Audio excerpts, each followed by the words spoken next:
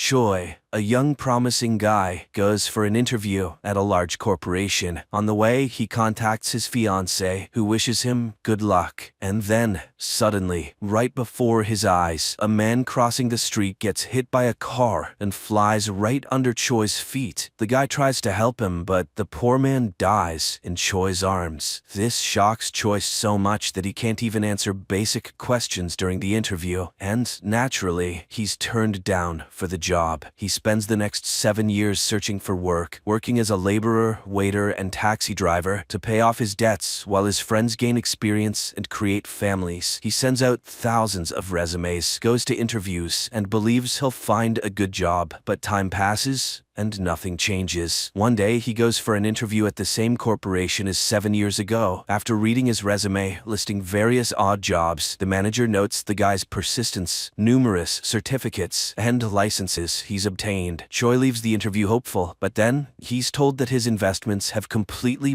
burned down. In a fit of despair, he rushes to the investor to confront him and ends up breaking his doors. The neighbors call the police, but it's too late. Choi voluntarily handed his money to a scammer. Distraught, he walks to his fiance's house and sees her being dropped off by a man in a luxurious car. She notices Choi and offers him money for the time being. Upset, Choi asks his fiancée to forget him, as she shouldn't tie her life to such a failure, and he goes home. He finds all his belongings at the doorstep, as the apartment owner evicted him for non-payment. In the morning, he receives a message rejecting him from the job at the corporation. This finally drives Choi insane. He climbs to the rooftop, realizing that his life went awry on the day the man hit by the car died in his arms. Choi is no longer afraid of death. He takes a step forward and falls, and on the ledge, his phone rings, displaying his mother's name. Choi regains consciousness and darkness. Confused, he removes the blindfold and finds himself in a chair inside an airplane. An unknown face is displayed in the monitor. Suddenly, a girl appears, reading his last note. She announces that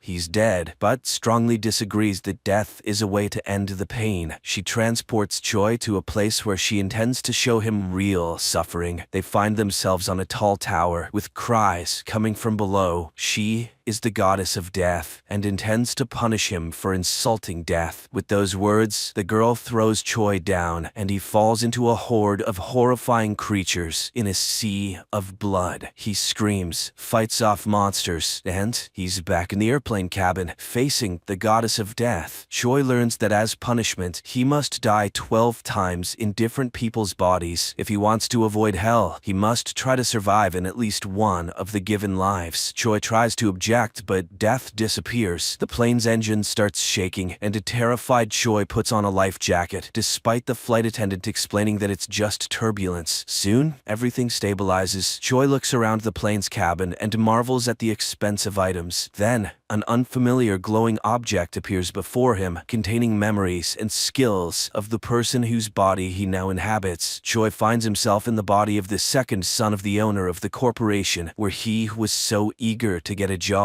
The guy realizes he can continue his life with all this wealth and agrees to live on. However, the plane's engine explodes. Choi manages to reach his seat and fastens his seatbelt as the flight attendant is carried away into a gap. The plane explodes and Choi dies in the flames. But immediately he's reborn in a vast dark space, facing a glowing door leading to hell. Death sits at a table, loading a gun with bullets that will kill him each time, allowing him to transfer to another body. The glowing stone he saw will provide him with memories and abilities of the person whose body he enters. Choi doesn't understand the rules of this game. How can he survive if all the other deaths are just as inexorable? But Death believes it's his problem now. If he doesn't survive, he'll end up in the hell she intends to show him. Choi sees a burning space filled with cries and pain, and cries himself for not understanding his guilt. And then Death confesses his guilt is that he arrived at death before she came to him, but he still has a chance not to go to hell. Death shoots, and Choi finds himself falling from a great height as a man. At first, he pleads for help, but then the glowing stone appears, and Choi realizes his new body is that of an extreme sportsman, agreed to make a parachuteless jump into a specially made net, televised worldwide. If he succeeds, the sponsor will pay him a huge sum. The glowing object penetrates penetrates Choi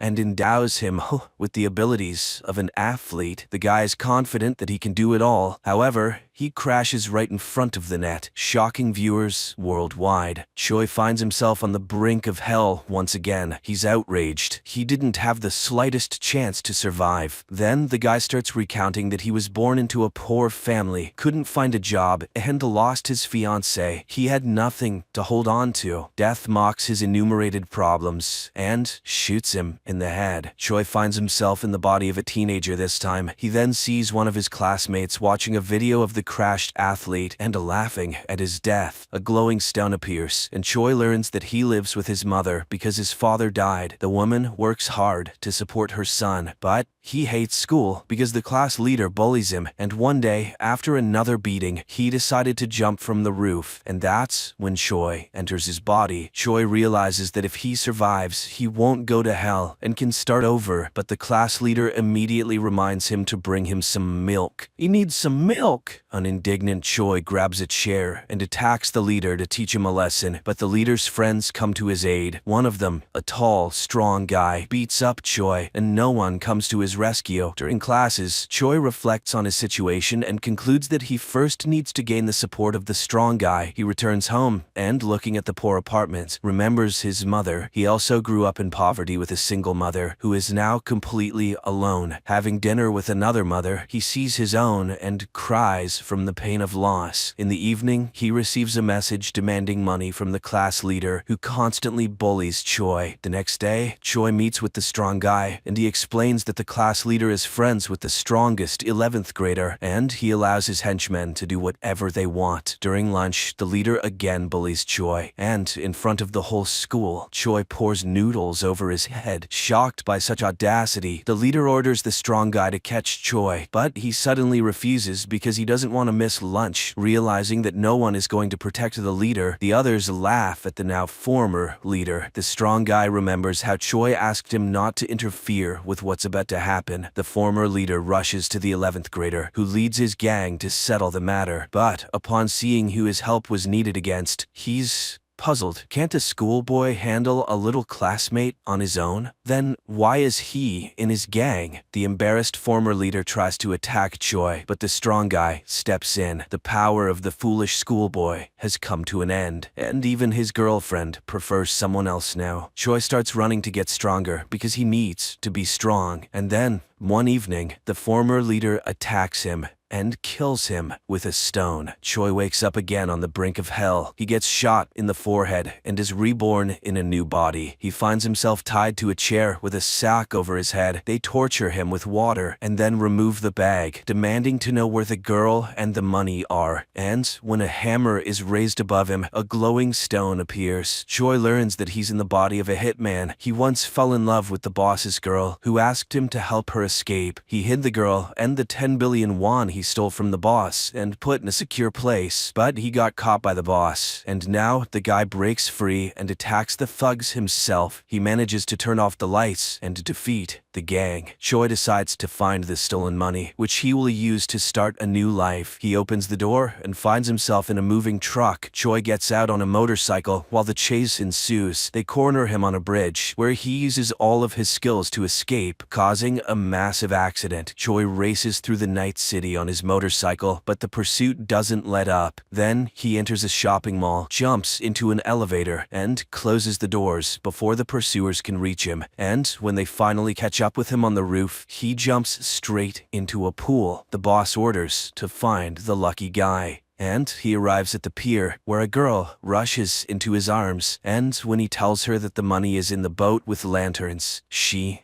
shoots him. Choi finds himself at the gates of hell with a laughing death. But Choi is not so simple, because he didn't reveal the exact location of the money. In the next life, he hopes to find it. The guy dies and ends up in a prison cell. His friends warn him to behave well, or the murderer, a psychopath, will finish him off just 4 days before his release. Then, the psychopath enters this cell, and Choi recognizes him as the class leader who bullied classmates. Unable to contain himself, Choi attacks him. Others other inmates drag him away, and then a glowing stone appears. Choi's new body is that of a guy who dreamed of becoming an MMA fighter, but his mother got into debt, and the guy agreed to commit a crime for someone else's money. The fighter was still a minor, so he got a suspended sentence for running over a pedestrian. However, during the trial, the victim died, and the guy received a real 2-year sentence. When the real culprit's lawyer came to him, the fighter threatened to expose him and demanded more money, and now Choi is trying to get the schoolboy to admit that he's not a scary psycho murderer, but a pathetic teenage killer. The inmates, outraged by such lies, beat up the murderer. One day, during work in the workshop, a tragic accident occurs. While the guards take away the injured, the others arm themselves and, stating that Choi won't leave the prison alive, attack him.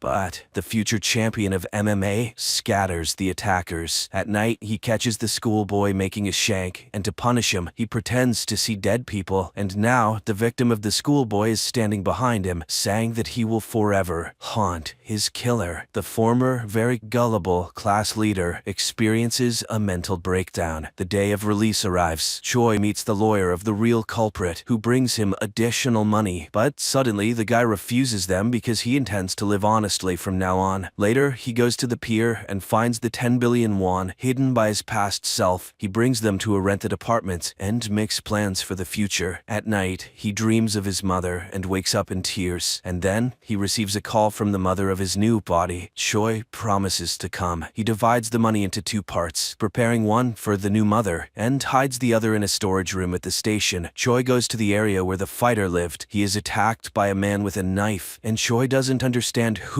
wounded him. The man reminds him that he ran over his daughter with a car. The guy apologizes and confesses that another person committed the hit and run, and he took the blame for the money. The perplexed man stops when footsteps are heard and flees. It turns out that Choi's prison buddy caught up with him, but suddenly he confesses that he went to prison to kill the fighter and is now glad to have found him first because there is a reward for his head. The guy stabs Choi, who dies, regretting the money, and the phone rings, displaying the name of the mother. Choi finds himself before death again, but this time he cries, remembering his mother. Death is disappointed with his new failure, and he asks to be shot. In the next life, he finds himself in the body of a young guy, not far from the train station. Choi runs to the storage room and manages to retrieve the bag with the money at the very last moment. Then he sees a guy on a poster, and the appearing stone informs that the guy works as a model. Choi goes home and admires the expensive furniture. Then a call comes in, and a friend of the model reminds him of a party. Choi goes to the party and realizes that he can't handle alcohol because he gets drunk quick. Suddenly, the CEO of the corporation where he tried to get a job several times at appears, and Choi tries to get to know him, but then he completely indulges in the fun. He wakes up when his older brother wakes him up. It turns out they have a whole cafe to take care of, and when his brother leaves, Choi has to take responsibility for it, and on this day, he needs to work as a waiter. And then, at the cafe, enters his fiancée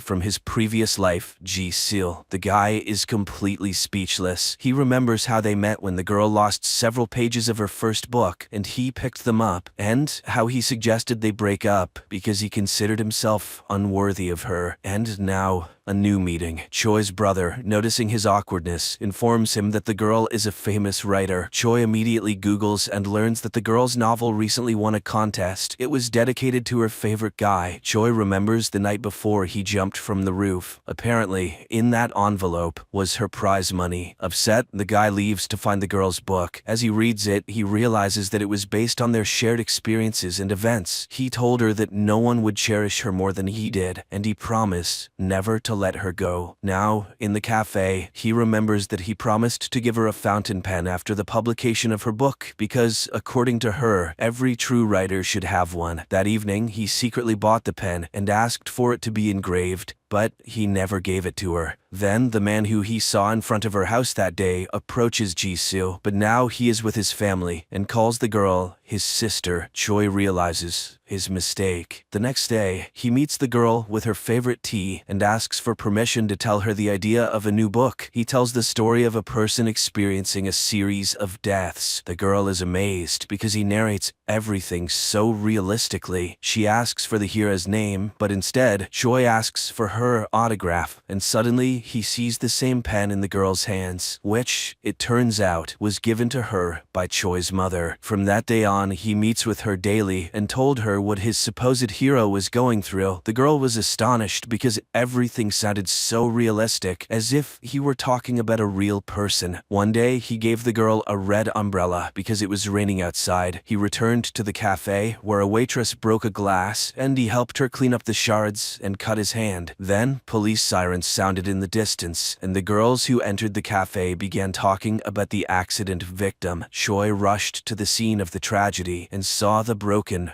red umbrella. He started shouting when he saw Ji-soo standing across the street. The girl saw all of this and stayed to bandage his hand and talk. She understood that the guy was scared for someone dear. After all, she behaved the same way when she learned about her beloved's death. As a farewell, she says that she won't come anymore because his stories reminded her of her loss. Later, she goes to Choi's burial place and cries in front of his photograph, and Choi himself watches this from the sidelines. After waiting for the girl to leave, he approaches the shelf with urns, where Choi's mother finds him. He hears her crying and cries himself, trying to beg for forgiveness. Later, he writes a letter to Choi's mother, supposedly from Choi's friend, and puts it in the bag with the money, and gives it to the woman. The next day, he meets Ji-soo and tells her the continuation of his story. She finds it amazing, and she allows him to accompany her home. On the way, she hopes that his story will end well because she feels sorry for the main character. He remembers how once she introduced him to her colleagues, not caring that he was a waiter, as she considered him hardworking and handsome. She meant everything to him, but he never told her that. He thought she would cope with his death, and now he wants to apologize for not understanding her properly and admits that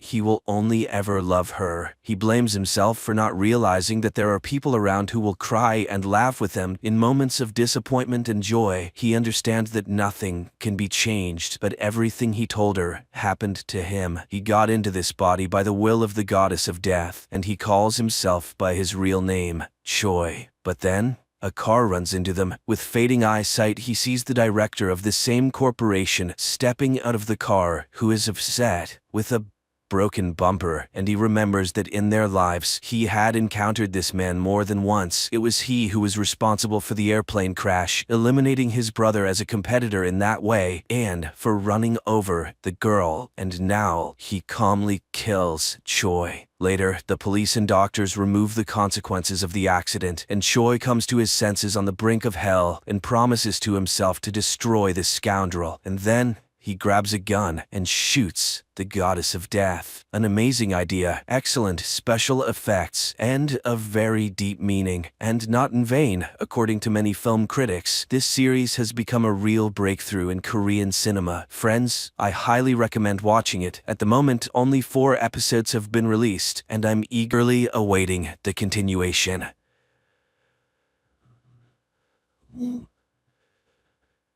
In a small provincial town in Pennsylvania, life flows peacefully and calmly. Milton Robinson, a 79-year-old widower and one of its citizens, leads the life of a simple retiree. He regularly attends town council meetings where he always raises the same issues about changing the town's slogan and installing an additional pedestrian crosswalk near his home.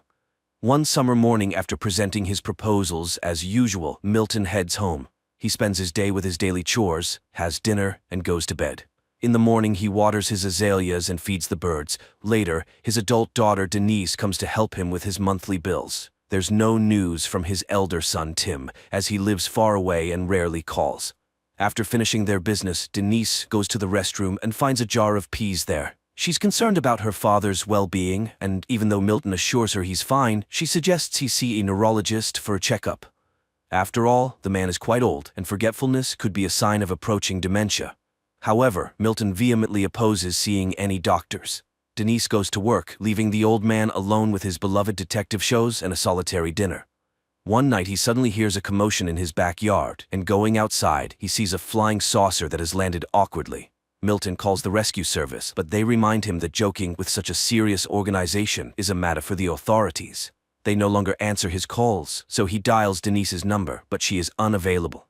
After a restless night, he heads to the town council meeting, where as always he talks about the slogan and the crosswalk. At night, the old man hears strange sounds from the backyard, goes out to see what else has happened, and finds an injured extraterrestrial being in his patio. Once again, he tries to reach his daughter, but Denise, as always, is unreachable. He leaves a voicemail and waits for a call, but it's all in vain. The next morning, as usual, he attends the meeting. His friend Sandy this time proposes a new project for interacting with the youth. She has put up posters around the town and would be delighted if someone came to listen to her stories and advice. She is eager to be part of the lives of lonely young people who need friends. When it's Milton's turn, he starts with the town's motto and the crosswalk as usual, but after that he talks about the UFO that ruined his flowers and broke the bird feeder. However, nobody believes him, considering it the ramblings of an elderly man. Two active retirees, Sandy and Joyce, advise Milton not to bring up this topic at the meeting anymore, or else no one will take the suggestions of the elderly townspeople seriously. Sandy suggests giving the old man a ride home and reminds him that she is always nearby and he can count on her help. Milton becomes angry, realizing that he is being taken for a lunatic. That evening, Milton checks his backyard again to see the extraterrestrial being whom he had thought was dead, but the creature suddenly raises its head and looks at him plaintively. Milton wraps the unconscious extraterrestrial in a blanket again and leaves a glass of water for it. In the morning, he finds the extraterrestrial wrapped in a blanket and seemingly shivering at his back door. Milton invites it inside since it's warmer in the house. He doesn't know what to do because he has never experienced anything like this before. The old man notices that the visitor has drunk all the water, so he brings another glass. Then he prepares a tray with various foods he finds in his house, but the extraterrestrial chooses only an apple. So, Milton goes to the store to buy apples, explaining to the cashier that it's for an extraterrestrial. The cashier treats him like a crazy person with delusions. Upon returning home, Milton sits on the couch in the living room and hears news about the search for a crashed weather satellite, but doesn't pay it much attention because he is startled by the sudden appearance of the extraterrestrial. Seeing that it's feeling much better and can even walk, the old man shows the extraterrestrial all the amenities and settles it in his home, providing a guest room and introducing it to television. Personally, he prefers detective shows because you never know how they will end. Milton shows photos of his family to the silent but attentive extraterrestrial. Unfortunately, his wife is no longer with them. His son has moved to California and his daughter visits him occasionally. Then the old man remembers the dance show and sits in front of the TV, inviting the extraterrestrial to join. On that day, the store clerk tells Denise about her father's strange statements about the extraterrestrial, and she goes to visit him during her lunch break. Milton meets her at the door, and as always, she insists on him seeing a doctor because she is very concerned about his mental health. Milton reluctantly agrees. Denise rushes off, and as soon as she leaves, the phone rings. It's Sandy, urgently needing a printer, and Milton invites her to come over and print the necessary documents. The woman arrives, and upon entering, sees the extraterrestrial. Milton introduces them to each other and shows the crash site. The woman is shocked, but tells Milton that they must keep this a secret for his own safety. She mentions how she has seen on TV how authorities treat poor extraterrestrials, and he shouldn't let anyone into his home except her. Sandy leaves, but Joyce has already noticed her car outside Milton's house and becomes curious about what's happening. Meanwhile, on TV, calls continue for the population to search for the crashed satellite. Time passes, and the extraterrestrial continues to stay in Milton's house, watching his favorite shows together. One morning, it brings Milton a piece of paper with a drawing of a cat on it. This touches Milton's heart, as the little one has drawn him a picture. He finds the extraterrestrial working on repairing its spaceship, apparently having fully recovered and getting ready to go back home. Soon, Milton visits a neurologist and undergoes tests, making some frustrating mistakes in some of them. During this time, Sandy stays with the extraterrestrial and complains to it about her daughter, who moved to the West Coast and lives with her friend. She is very upset that her daughter doesn't visit and doesn't bring her only grandchild. Meanwhile, the doctor, upon learning about Milton's forgetfulness and his stories about extraterrestrials, concludes that his abilities are deteriorating rapidly and suggests considering outside assistance for him. This greatly upsets Milton, and he angrily leaves after shouting at his daughter. Sandy, setting aside the children's book she was reading to the extraterrestrial, tries to ask questions, but the old man goes to his room. Later, he finds the extraterrestrial by its spaceship and complains about his daughter, who wants to put him in a nursing home. He hasn't been in touch with his son, and it seems he was a bad father. The extraterrestrial listens very attentively to the old man, putting down its tools. After this, Milton leaves a voicemail for his son, telling him about his life and Denise's affairs, hoping that he will find it interesting. The next day, Sandy brings a t-shirt for the extraterrestrial as she thinks it's uncomfortable for it to be naked. She also suggests giving it a name, Jules. Milton gets irritated by what he considers silly suggestions but eventually agrees with his friend. Meanwhile, Joyce, upon hearing about the government's offer of a reward for information about the crashed satellite, goes to Milton's house and looking through the window, sees the extraterrestrial. Now she is also in on Milton's secret and suggests naming the extraterrestrial Harry. Sandy suggests to Milton that he should acknowledge the fact that Joyce is joining their group, even though he's ready to kill the overly curious lady. Then she shows pictures of cats that Jules has drawn for him. Joyce speculates that Jules is trying to communicate something to the old man since all the drawings are of cats. However, Milton refuses to believe it. Meanwhile, the government receives numerous calls about various anomalies. One day, a woman complains about a man who spends hours staring at his rocket in the yard. FBI agents go to the given address but find a homemade rocket and a happy man next to it. At the same time, Joyce visits Milton to spend time with the extraterrestrial. She also gives it a t-shirt and offers it apples. During this time, Sandy receives a call from a young man who was interested in her posters. He comes to her house and the joyful woman invites him for tea. While Joyce talks to the extraterrestrial about her life in the big city, where she even performed in concerts because she sang well, Sandy engages in conversation with the guest and Joyce suggests singing for the extraterrestrial. While she does that, the young man asks for permission to use Sandy's restroom, but when she follows him upstairs, she sees him stealing her jewelry. After she threatens to call the police, the man attacks her and tries to strangle her. However, the extraterrestrial has a vision of the events and telepathically makes the man's head explode. This raises suspicions at the FBI, who are conducting the search for the crashed spaceship. Responding to police questions, Sandy suddenly realizes who saved her from certain death and rushes to Milton's house. She hugs Jules and tearfully thanks him for saving her life. The retirees discuss the potential danger of the extraterrestrial, but conclude that it's only dangerous to bad people. Meanwhile, the FBI agents can't understand how and from what the head of the criminal could have burst, so they decide to keep an eye on Sandy. On this day, Denise meets the elderly folks at the store and again brings up the topic of the apples Milton bought. However, Milton avoids the conversation. Later, the group has lunch at Milton's house when Sandy notices a strange smell. When they go outside, they discover a dead cat that Jules apparently brought there. Connecting all the facts, the retirees realize that the extraterrestrial needs cats for some reason, and now there are not 7, as in the picture, but 6. Milton calls Denise, hoping to find out where she disposes of the deceased cats in her clinic, which frightens her completely. Not receiving a clear answer, Milton and Sandy decide to drive around the streets of the town since cats often meet their fate under car wheels.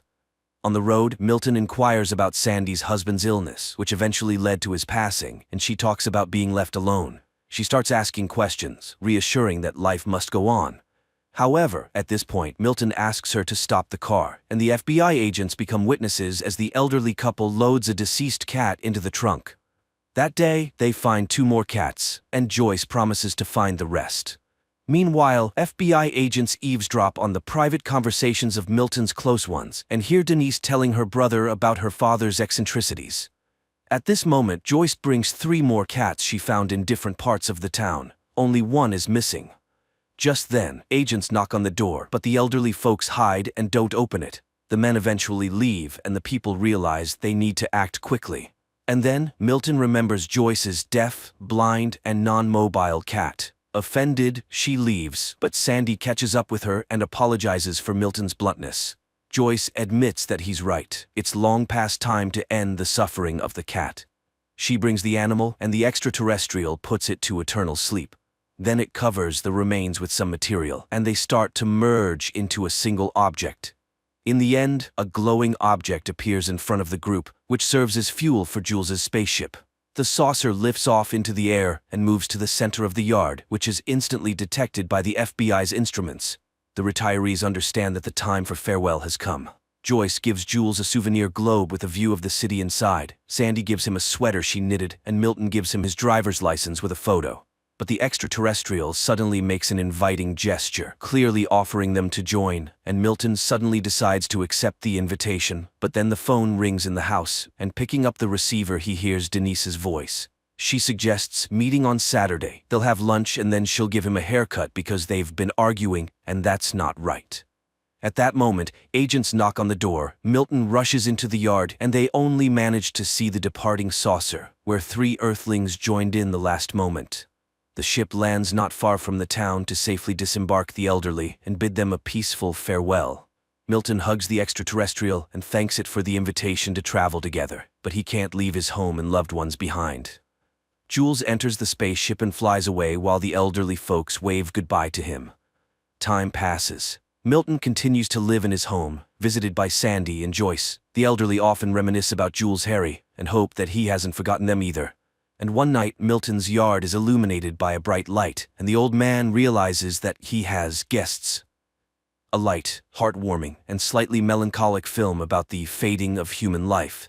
It's good that amid the plethora of recently produced nonsense, there are still such heartfelt and warm movies in which an extraterrestrial is not a villain who came to Earth to conquer it, but rather a cute and understanding silent being with expressive eyes.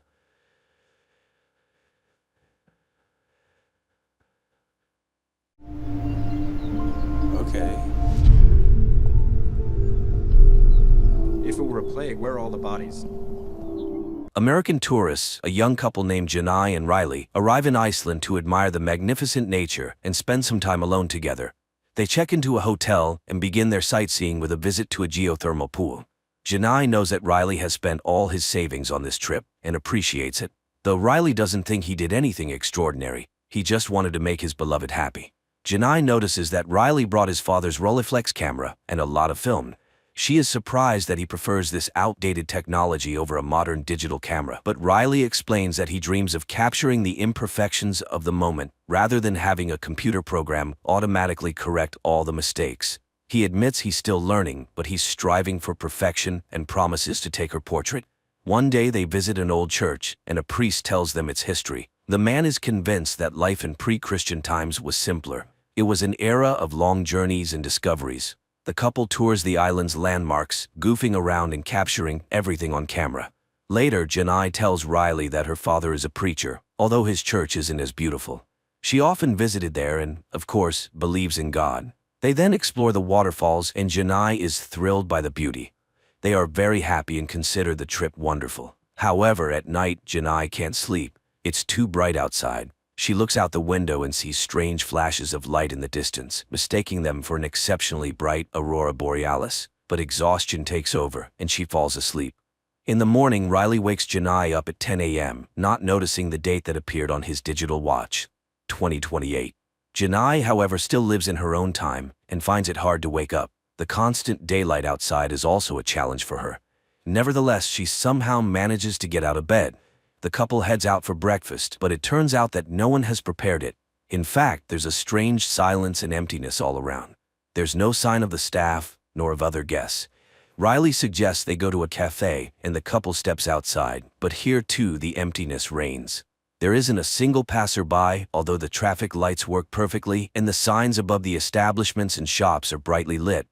They are puzzled. Maybe there's an event in the city today, or a holiday? Riley remembers the solstice, an ancient celebration, and wonders if all the townspeople, young and old, have gone to it.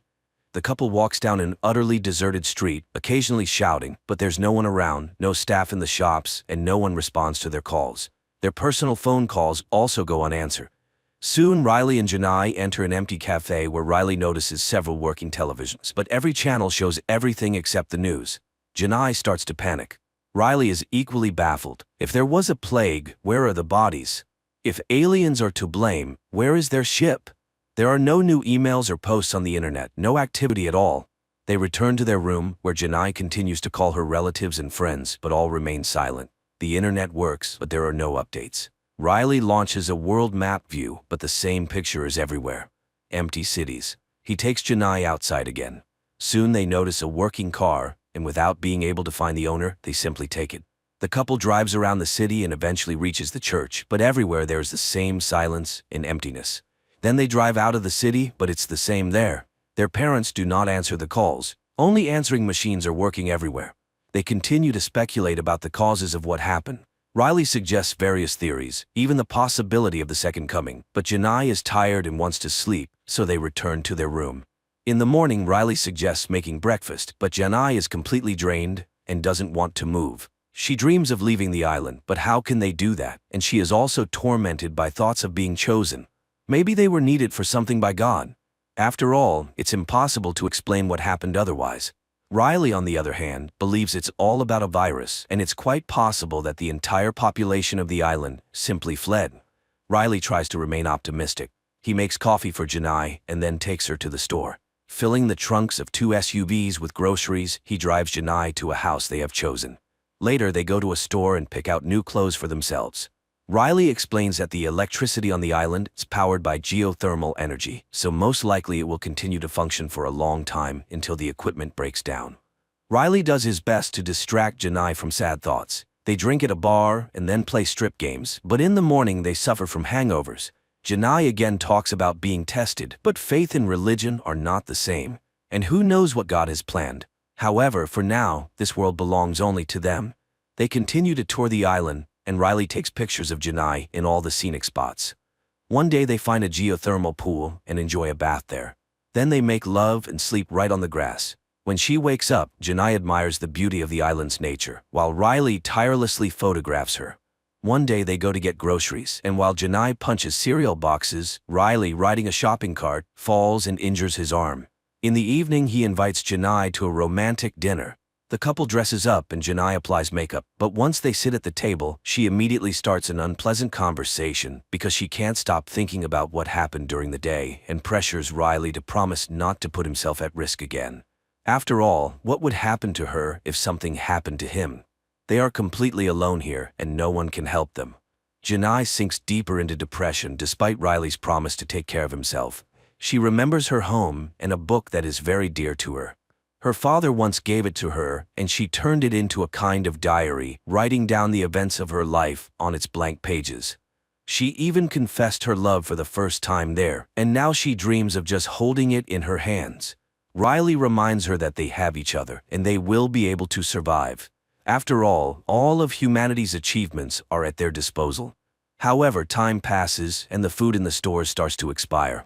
Janai is very annoyed by Riley's habit of eating perishable foods out of order, as he doesn't think about tomorrow at all. Soon the electricity will run out, which means there will be no more meat. To this, Riley suggests they take up farming and hunting, which only makes Janai laugh. Well, he might shoot a cow, but what will he do with it then? Janai increasingly wanders around the area alone, and one day coming to the church, she asks the figures around it questions. Maybe it's only they who have been thrown out of life, while everyone else is now at home? Why did this happen to her? Seeing Janai's bad mood, Riley tries to cheer her up. They continue to explore the island, as he knows its history quite well and believes that the heart of the earth beats here. But unlike Riley, Janai doesn't feel the specialness of this place.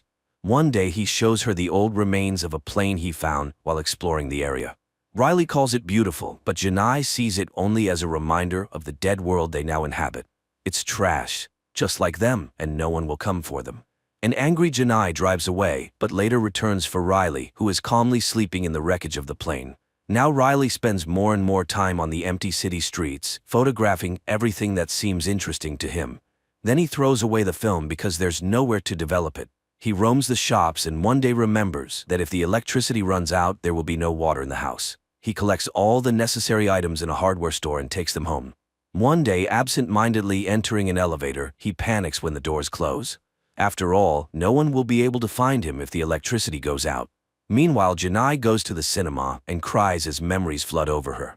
In the meantime, Riley sets up a water collection system with a wind-powered motor in the yard, and Janai finds an abandoned farm and rides a horse. Later, she listens to the voicemails from friends and relatives saved on her phone. Then she takes Riley to a place in the countryside she likes. She is surprised that Riley continues to photograph everything, but he promises that he will find a way to develop the film. Janai points out that they are sitting on a glacier, a force of nature that kills all living things. Maybe God has also run out of patience? Later they return to the city, and while Riley is busy with his tasks, Janai finds a photographer's studio. One day they enter a flower shop, and Janai is very upset to find that all the plants have long died. Realizing that Janai is depressed by the decaying city, Riley suggests they go camping. He persuades her that it's time to find a place where they can live in comfort and plenty. Soon Riley notices a house by the lake that seems suitable. The couple goes inside, and even Janai has to admit that the place is very beautiful. However, while exploring the area, they stumble upon an old man named Niels, who is very weak from lack of food. The couple gladly shares their supplies with him. Niels is shocked that there are no other survivors and believes that the end of the world has come. When it all happened, he was also in the city but returned to his home, where he once left his family. Janai, who was very happy to find another survivor, is deeply upset by Niels's defeatist attitude. The old man tells her about his family life. In his youth, he would leave his family for long periods to earn money by fishing. When he returned, he found that they had changed. His son had grown up, and his wife had fallen out of love with him because he was always away. He accepts God's will because it's people who live in the world he created, not the other way round. And he advises Janai not to give up, for she is human and therefore must fight. Although if there is some divine plan, humanity has failed to fulfill it. The next morning, Riley informs Janai that Niels has died. Janai is shocked by this. Riley says he found a cemetery by the lake where he chose a spot next to Niels's family, but Janai isn't sure that these people missed the man during his life and would be glad to see him now. Riley is puzzled by Janai's thoughts, but she suggests they not bury the man at all since no one needs it. Riley tries to remind her of human customs, and Janai suddenly thinks that there might be others who need their help. After returning to the city, Janai becomes obsessed with searching for other survivors. She drives house to house, marking the empty ones with red tape. Riley suggests that she is looking for answers where there are none, and that instead they should try to make the most of their new life. But Janai isn't sure this can be called life. While Janai rushes around the city, Riley finishes building his wind turbine in the yard. Time passes. The couple continues to walk around the island, and Riley continues to photograph Janai. One day he takes her to a waterfall and says that water is always alive. It flows, freezes, melts, and flows again. Life tries. There is no yesterday or tomorrow here. There is only today. They need to try to understand this and survive. But Janai interrupts his musings with a kiss. Later they return to the house, and Janai notices that the water is running out. She washes the dishes in a basin while Riley goes to sleep. Suddenly she notices an email on the laptop. Janai opens it with trepidation and cries when she realizes it's a photo from Riley. Morning comes. Riley goes to the kitchen where a large envelope addressed to him is lying on the table. He connects his water system and opens the envelope. Inside are printed photos of Janai, but the girl herself is nowhere to be found, and this worries Riley. He rushes out to find her, visiting all the places they liked. Meanwhile, his system starts working, and water flows into the house without the need for electricity. Riley continues to drive around the island and finally finds Janai's body floating in a geothermal pool. Realizing that she did this voluntarily, he at first also wants to end his life and jumps into the water, but soon he resurfaces and climbs out. Riley cries as he sits by her body, then lays her on the grass, not knowing what to do now. Then he simply leaves, abandoning the girl by the pool. Riley gets into the car, drives onto the road, and drives for a long time without holding the wheel, but gradually his hands lower onto the steering wheel, and he firmly grips it as if deciding to keep living. The film is called bokeh, the blurred parts of a photograph that the photographer uses to highlight other parts of the image that they consider more significant. The director similarly highlights the main contrast, the two diametrically opposed positions of the last people on Earth. The man immediately accepts the situation as it is and intends to live on, while the woman falls into depression and begins to search for the meaning of what happened. So what chance does humanity have for rebirth under such circumstances?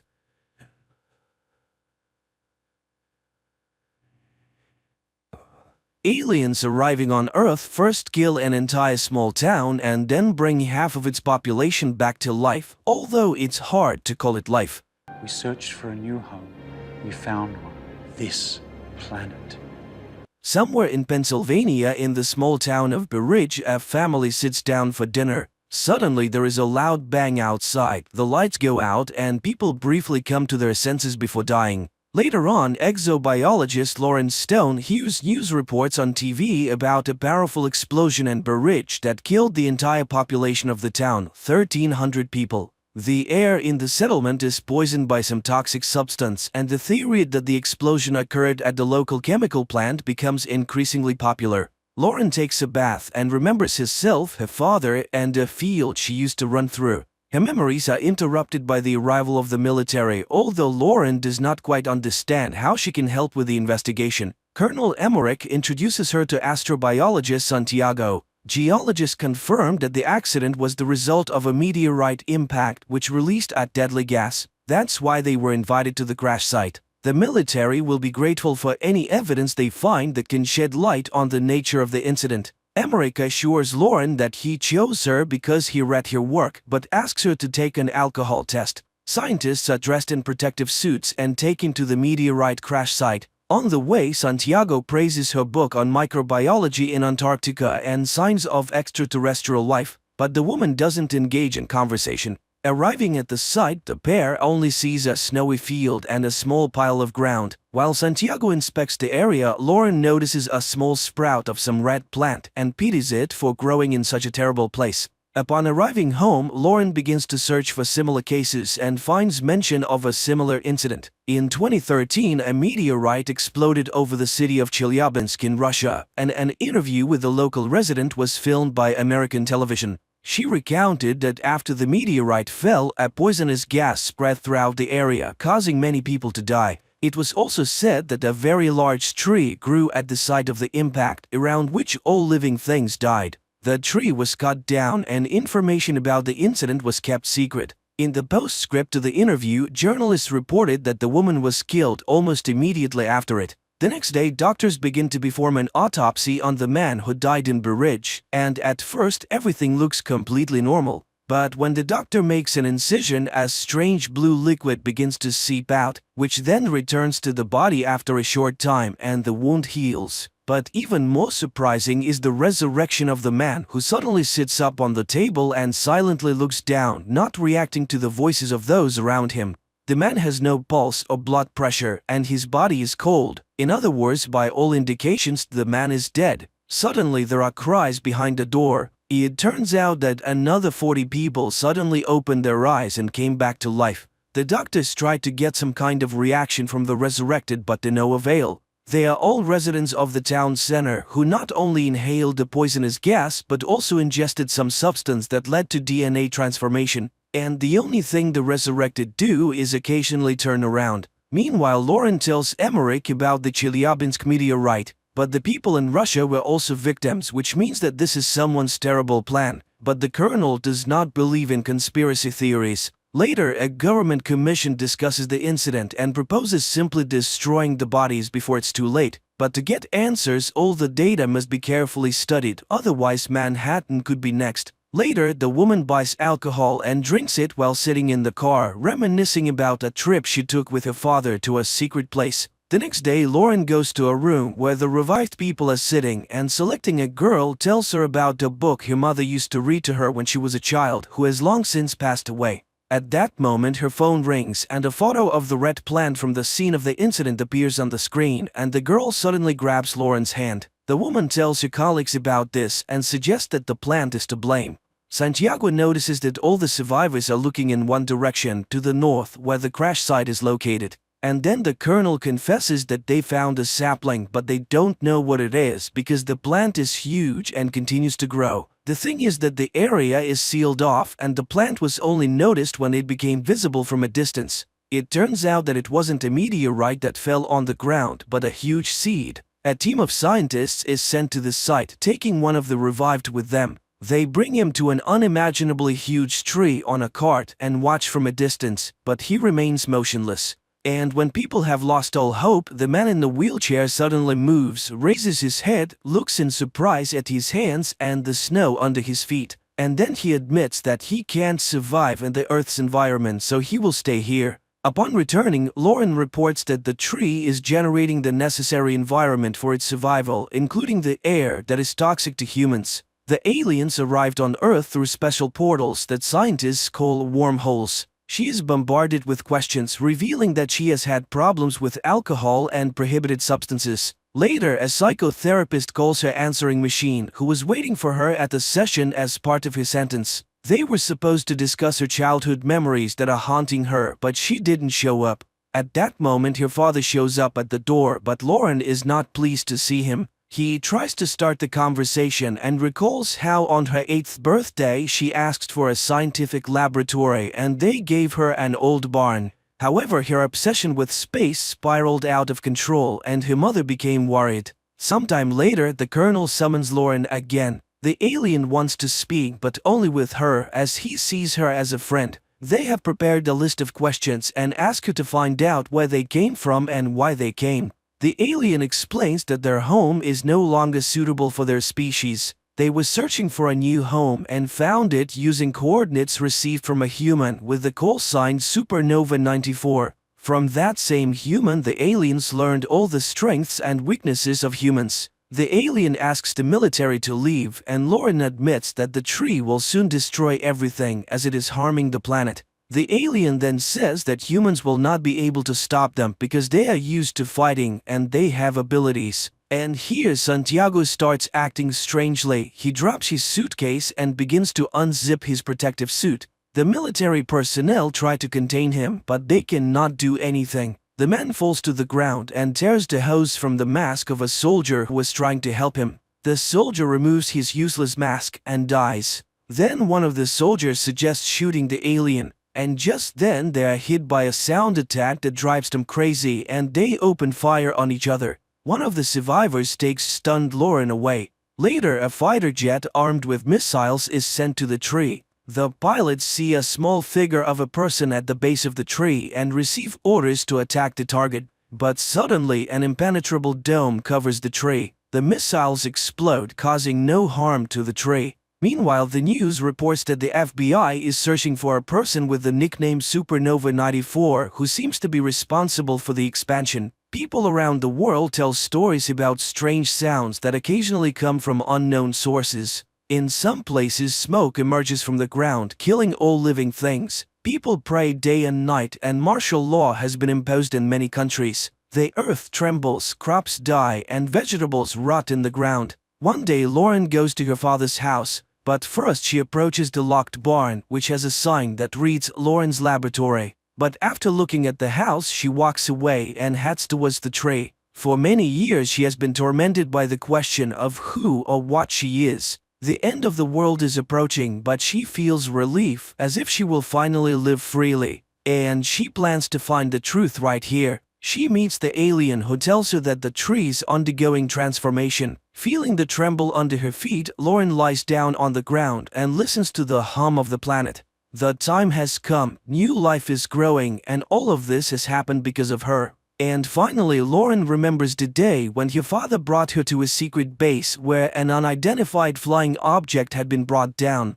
Her father left her to wait in the corridor. Bored, she wandered through the rooms, listening to her father being instructed about a powerful and hostile creature that had tried to plant something before it was shot down by the military. The girl found the sarcophagus containing the alien and reached out to the glass. Suddenly, the creature reached out and touched the glass from the other side. She screamed in terror, not understanding what strange thing was happening to her, causing her to lose consciousness. The frightened guard found her and took her to her father. But the girl looked healthy and left with her father. Only from that day on, Lauren hasn't been quite herself. She draws super complex designs of interstellar ships and writes incomprehensible formulas. At school, she constantly gets in trouble, skillfully manipulating not only her classmates but also her teachers, calling herself an alien who wants to go home. And one day, Lauren tunes a transmitter she has built and contacts a distant planet, taking the call sign Supernova 94.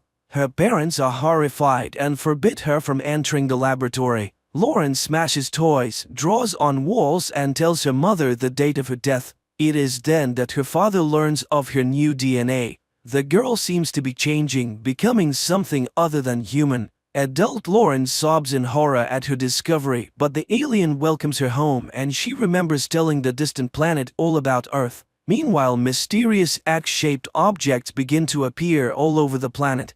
They emerge everywhere, in forests and cities, deserts and mountains. And one day they suddenly explode, spreading black smoke that kills all life around them. And no one can hide or survive as the roots have already penetrated the entire Earth. The planet is no longer suitable for the human race. All earthly species and plants have been extinct. The evolution of a new species has begun and Lauren's journey has come to an end. She's finally home. And this is where the movie ends.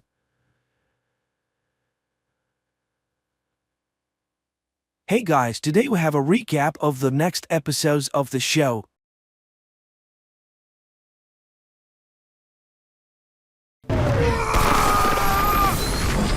Magne and Vidar are lying unconscious on the pier when an ambulance pulls up. One of the paramedics rushes to Magne with a defibrillator and begins to administer aid. After receiving the shock, Magne instantly regains consciousness and emits a powerful wave that throws the man several meters away. While the second medic tries to help his buddy, Magne approaches Vidar's body.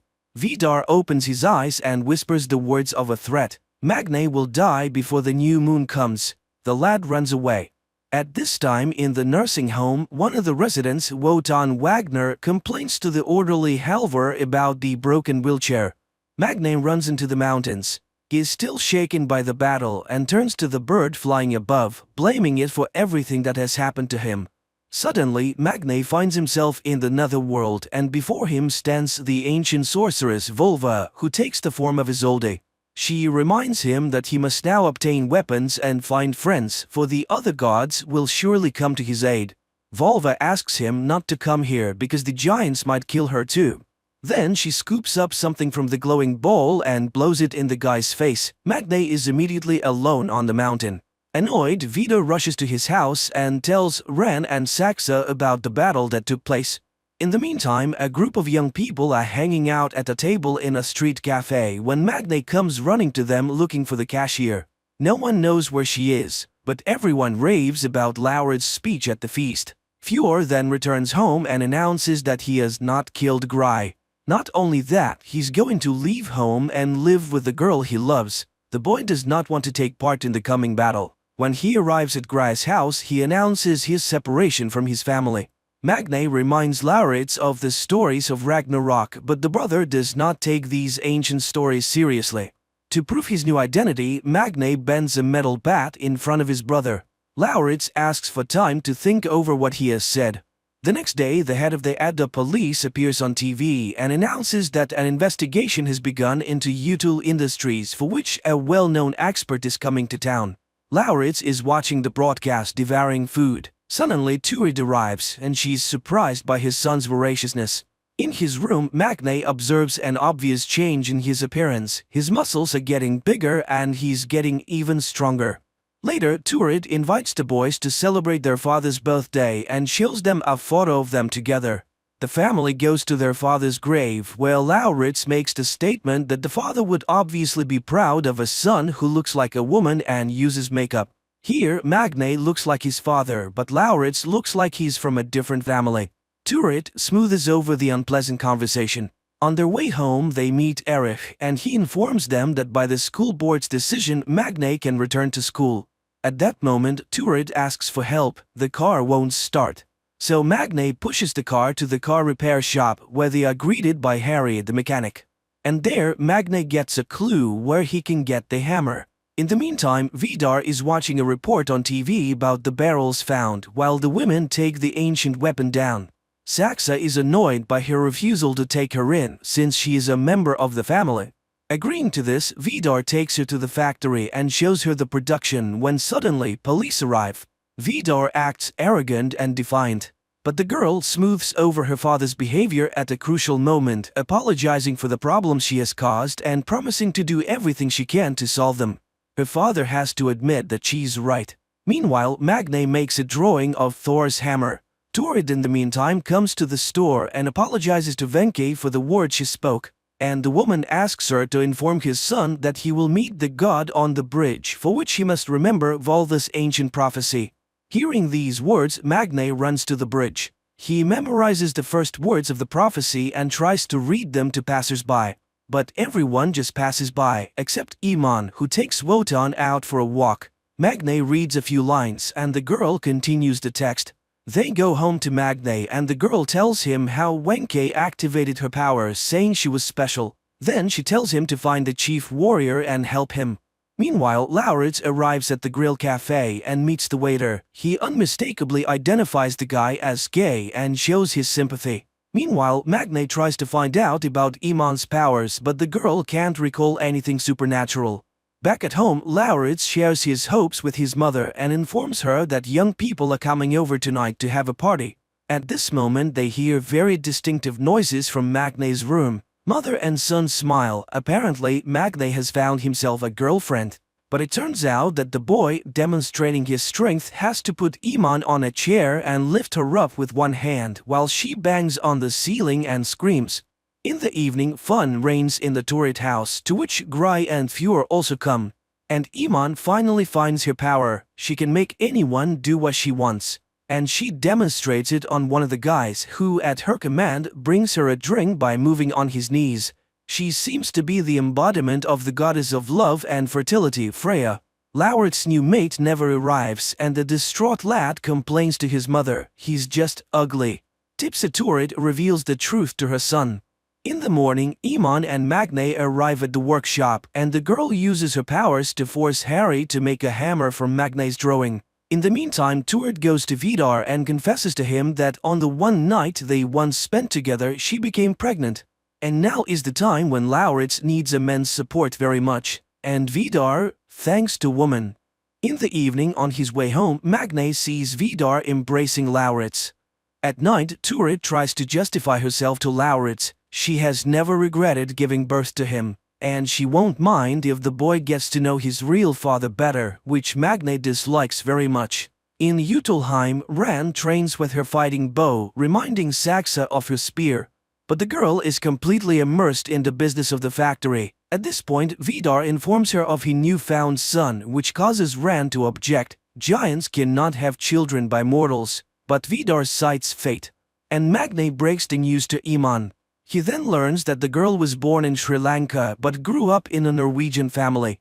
She boasts that she can get anything she wants with her powers, which provokes Magne's condemnation. The powers were not given to get new clothes or cheat shopkeepers. At this point, Harry brings the hammer. Lauritz comes to Vidar and he offers to take a motorcycle ride.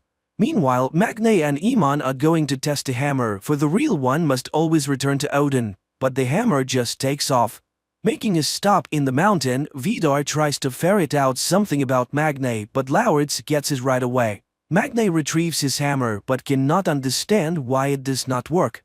Meanwhile, Saxa continues to investigate the company's affairs and makes a statement to reporters. Meanwhile, a company of young people are sitting in a grill bar and watching the news. The guys are shocked by the admission that it's dangerous to drink tap water because that's what they were drinking. Fjord hears Saxa's apology and leaves. One of the girls suggests protesting against the Utuls who have mucked up the fjord. Turid is writing a note to her sons to not drink the tap water when Lauritz and Vidar enter the house. The boy is thrilled, his father has given him a motorcycle. In the meantime, Ran is looking at the pictures in the family album and suddenly brushes away a tear. At this moment, Vidar enters the house and announces that he is ready to take in his new son, which prompts a harsh protest from Ran.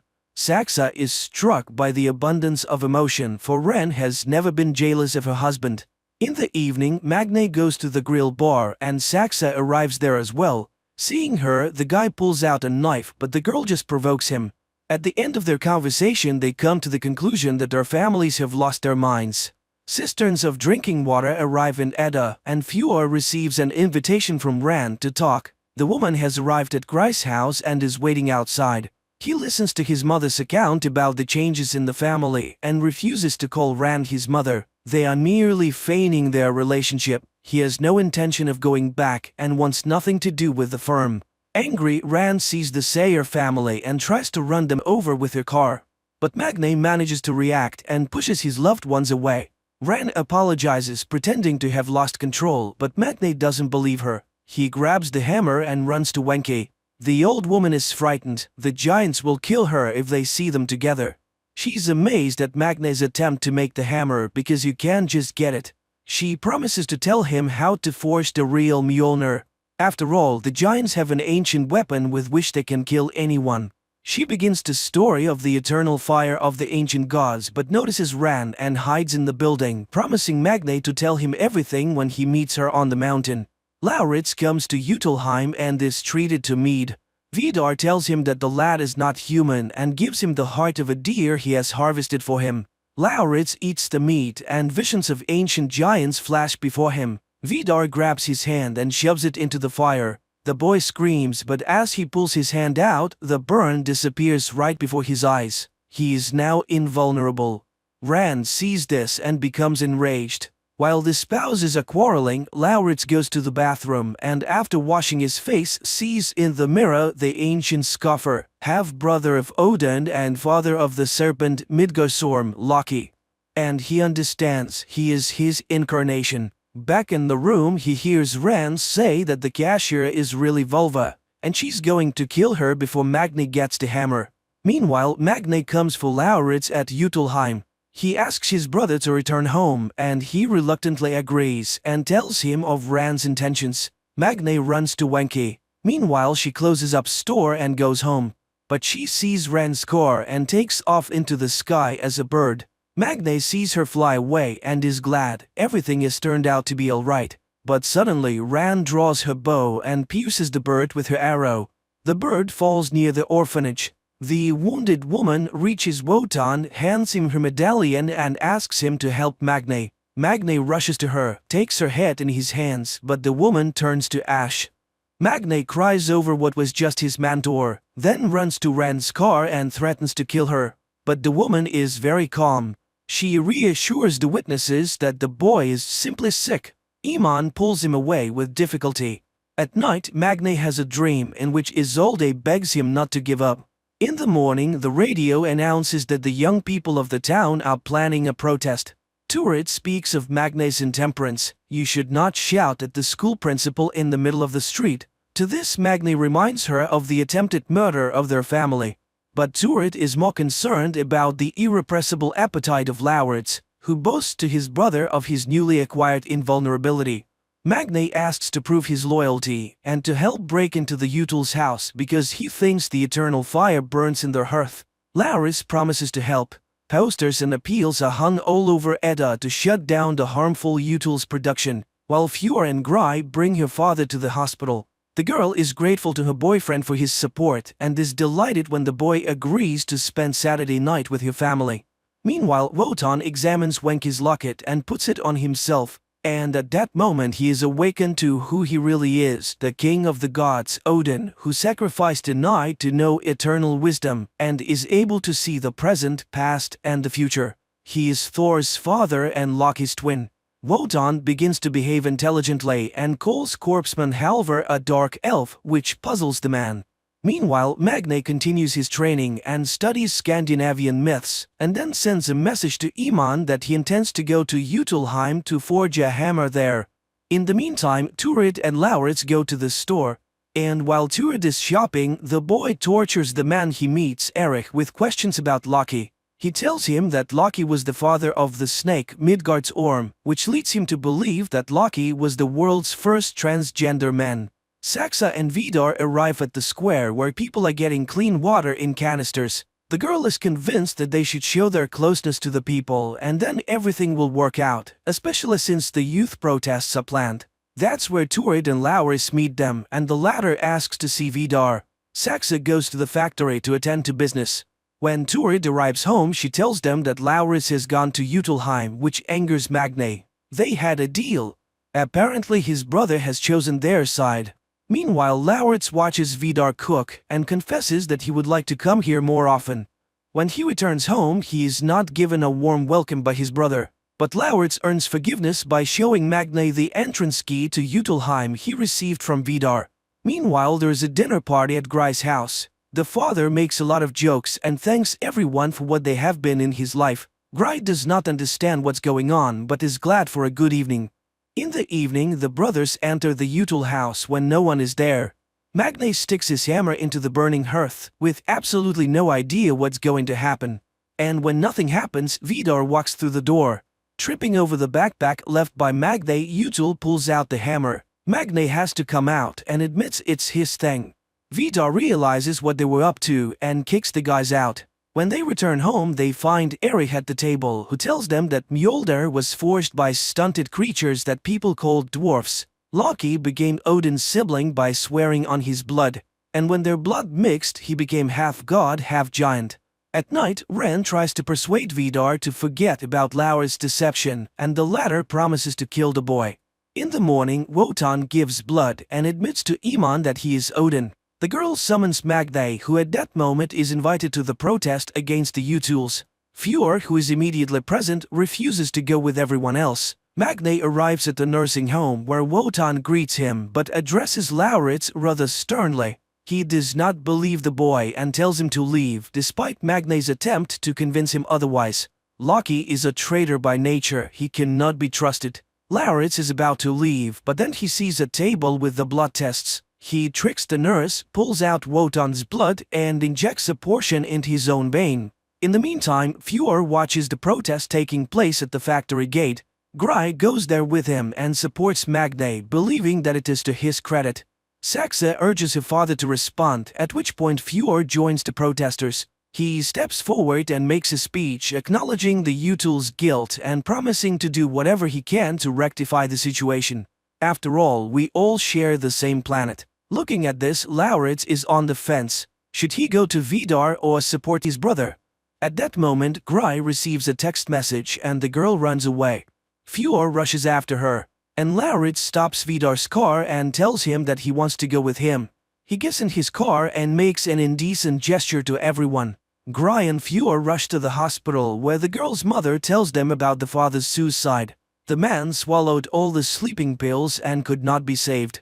Vidar and Lauritz arrive at Utelheim.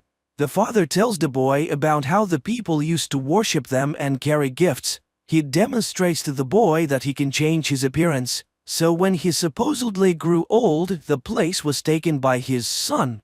Vidar was willing to do anything for him, even making him invulnerable. The truth is, there is a weapon that will kill anyone. Giants do not forgive treachery. Suddenly, Magne bursts into the house. He will not let his brother be hurt. Armed with the axe, Vidar rushes at the lad. A fierce fight ensues, with the enemies exchanging blows. While delivering the next blow, Vidar drives the axe into the wall. Magne pushes the man away, and he lands on the edge of the axe sticking out of the wall. His body turns to ash, which terrifies Magne. Magne suffers deeply from all that has happened and feels guilty about Vidar's murder and the loss of Lauritz, but he cannot confess this to his mother, who is immersed in a relationship with Erich. But she is shaken by the news of Vidar's death. The mother sympathizes with her son and he casts hateful glances at his brother. Gry offers her condolences to Fjord, but the latter stuns the girl with a confession that he did not love his father.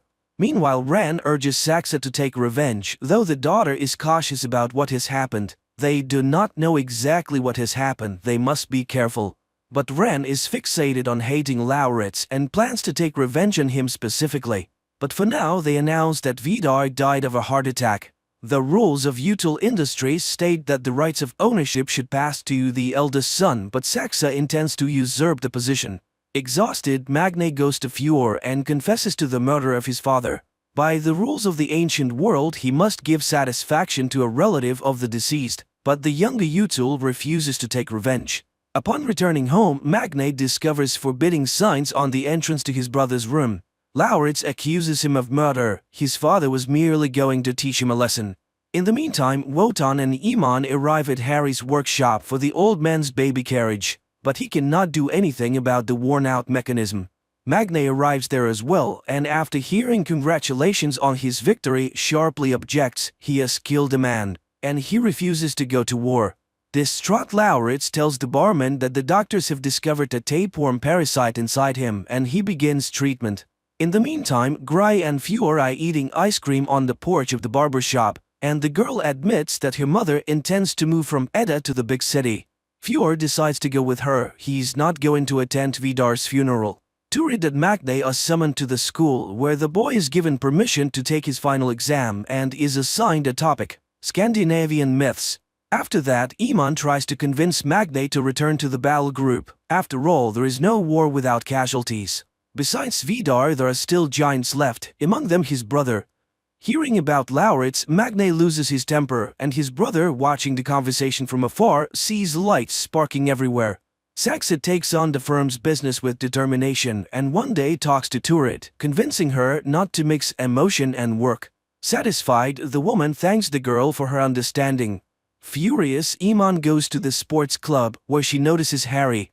The girl challenges him to a fight. The guy dismisses it with a joke. Iman gives him a good kicking, but falling down and swallowing blood, the boy gets up again and again. He never gives up.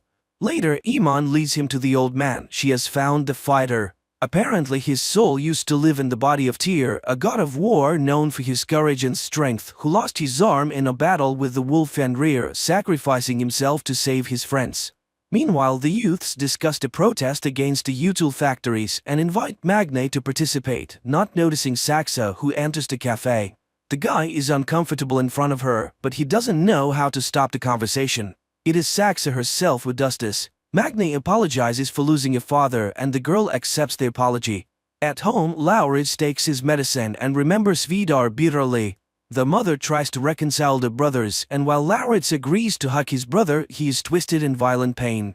The boy is taken to the hospital and the doctors are shocked to see the size of the parasite inside the man.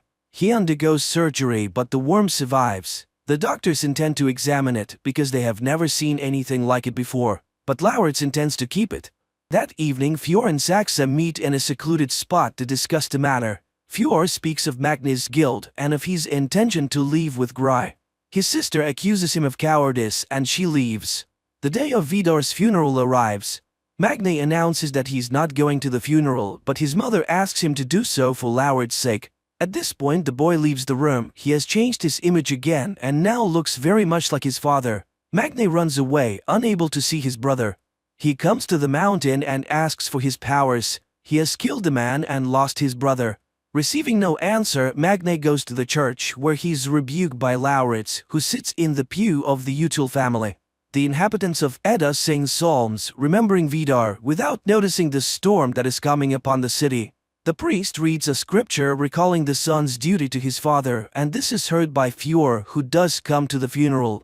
Suddenly there is a thunderclap. Magne prays for his powers to be taken away, and Fjord goes to his father's coffin. And the moment the coffin is carried out of the altar, there is a tremendous thunderclap, and all the panes of glass fly out of the windows. Later, Gry and her mother pack up their belongings. The girl waits for Fjord, but he does not come. Instead, it's Magne who comes to say goodbye to the girl. She then goes up to Fjord's house to fetch him. But suddenly he refuses to go. There is something more precious than her. Seeing the change in his eyes, Gry runs away and asks her mother to leave quickly. The younger Util goes to the top of the mountain and pulls out the ancient Vidar world axe buried there. The monstrous serpent Midgardsorm is the spawn of Loki. Thor defeats the serpent in the last battle of Ragnarok. Magne wakens from a terrible dream. Isolde looks at him with a reproachful look. He falls down the stairs. He cannot see a thing. Turid brings him his spectacles. Magne understands what has happened. The strength has failed him. That same morning, Saxa admonishes Ren. The woman is abusing alcohol, and Ren wonders whether the girl is indifferent to Vidar's death. The girl nods in agreement. She does not feel anything. She hurries to the factory, but when she enters the floor, she finds Fjord at the desk. He has assumed the duties of the supervisor according to the statute. He exposes Saxa and removes the photo with Gry. Magne goes to Wotan, but he chases the weakling away. Neither Iman nor Harry recognize him anymore. Grieving Lauritz goes to Utilheim, where Rand demands his key back and confirms that Vidar intended to kill him. Meanwhile, Magne is preparing for the exam when Erich makes a remark. The guy puts too much emphasis on this story everyone already knows. It would be much better if you looked at those events from a modern perspective. Magne objects. If good triumphs over evil, it becomes evil itself. Erich is pleased. The moral of the myths is very interesting stuff. At this point, Iman discovers her English grades and becomes indignant. Her language skills are perfect. The grades are all wrong. The girl goes to Ran and uses her powers to get her grades corrected. Meanwhile, Turid discovers that Lauritz has some kind of monster in the aquarium which she finds disgusting. Magne learns that Iman has used her powers to change the grades. He reminds her that the powers are not for personal use. But the girl retorts, he's nobody now, and she does not care what he thinks. Turid demands that the creature be removed from the house, but she is forced to agree to her son's wish when he reminds her of the loss of his father. On his way home, Magne witnesses Harry beating up a guy who wanted to cheat and did not pay for gas. He intervenes but again receives a reminder that his opinion is no longer valued. Later he asks Lauritz to forgive him, for he sincerely wanted to protect his brother. He renounced his powers and they were taken away. The brothers embrace, but Loki refuses to help in the battle. Fjord begins to run the firm's affairs with an iron fist and fires Stewart for personal reasons. Upon learning this, Magne rushes to the factory and attacks Fjord, oblivious to the fact that his powers no longer exist. Utul ends up beating him and leaving him lying in the parking lot, telling him he doesn't even deserve to die. The battered lad goes to Wotan and asks for permission to rejoin the ranks of the fighters on the condition that he won't kill, but he's reminded that there is no other way of doing it. After Fjord's return, Ren takes his side, especially since Magne has lost his powers. Now the company is the first priority. Saxa is against the new policy, but nobody listens to her. Magne's new sympathizer Signy urges the guy to keep fighting Util Industries while Saxa convinces Lauritz to vote against Fjord. After all, he's a member of the family. In exchange, she offers him the key to Utilheim and money. In the evening, Lauritz comes to the Utils and Fjord has to greet his brother. Meanwhile, Magne goes for a run and sees the installation of the stone on Isolde's tomb. After dinner, Fjord inquires about Lauritz's expectations. He reminds him that Lauritz is also a giant. Fjord is willing to buy his vote because he has much more money than Saxa does. Ran takes Lauritz home and warns him to stay away from her family. Lauritz scoffs. Even as a bastard, he is related to Vidar, while the others are not really family. The whole thing is a farce to those around them as they are barren. Enraged, Ran follows him into the house and attacks Lauritz. Magne tries to help but to no avail. Ran openly promises to destroy his family for the powers have left Magne, but suddenly Turid comes home and Ran leaves. Magne decides to do what he can to win the war and returns to Wotan to regain his powers. Wotan reminds him that his greatest weapon is Mjolnir, his only chance against the giants. Magne agrees to lie to Lauritz and get the key to Utilheim. The team of warriors go to the Util's factory as Odin reminds them shortly before that they have everything they need to make the hammer, Volva's feather and Ran's arrowhead. At the mention of the dwarf's name, Halvor enters the room. All that remains is to find the eternal flame, which can only be found somewhere in the factory. Once inside, the team goes to the old warehouse, but suddenly they see guards.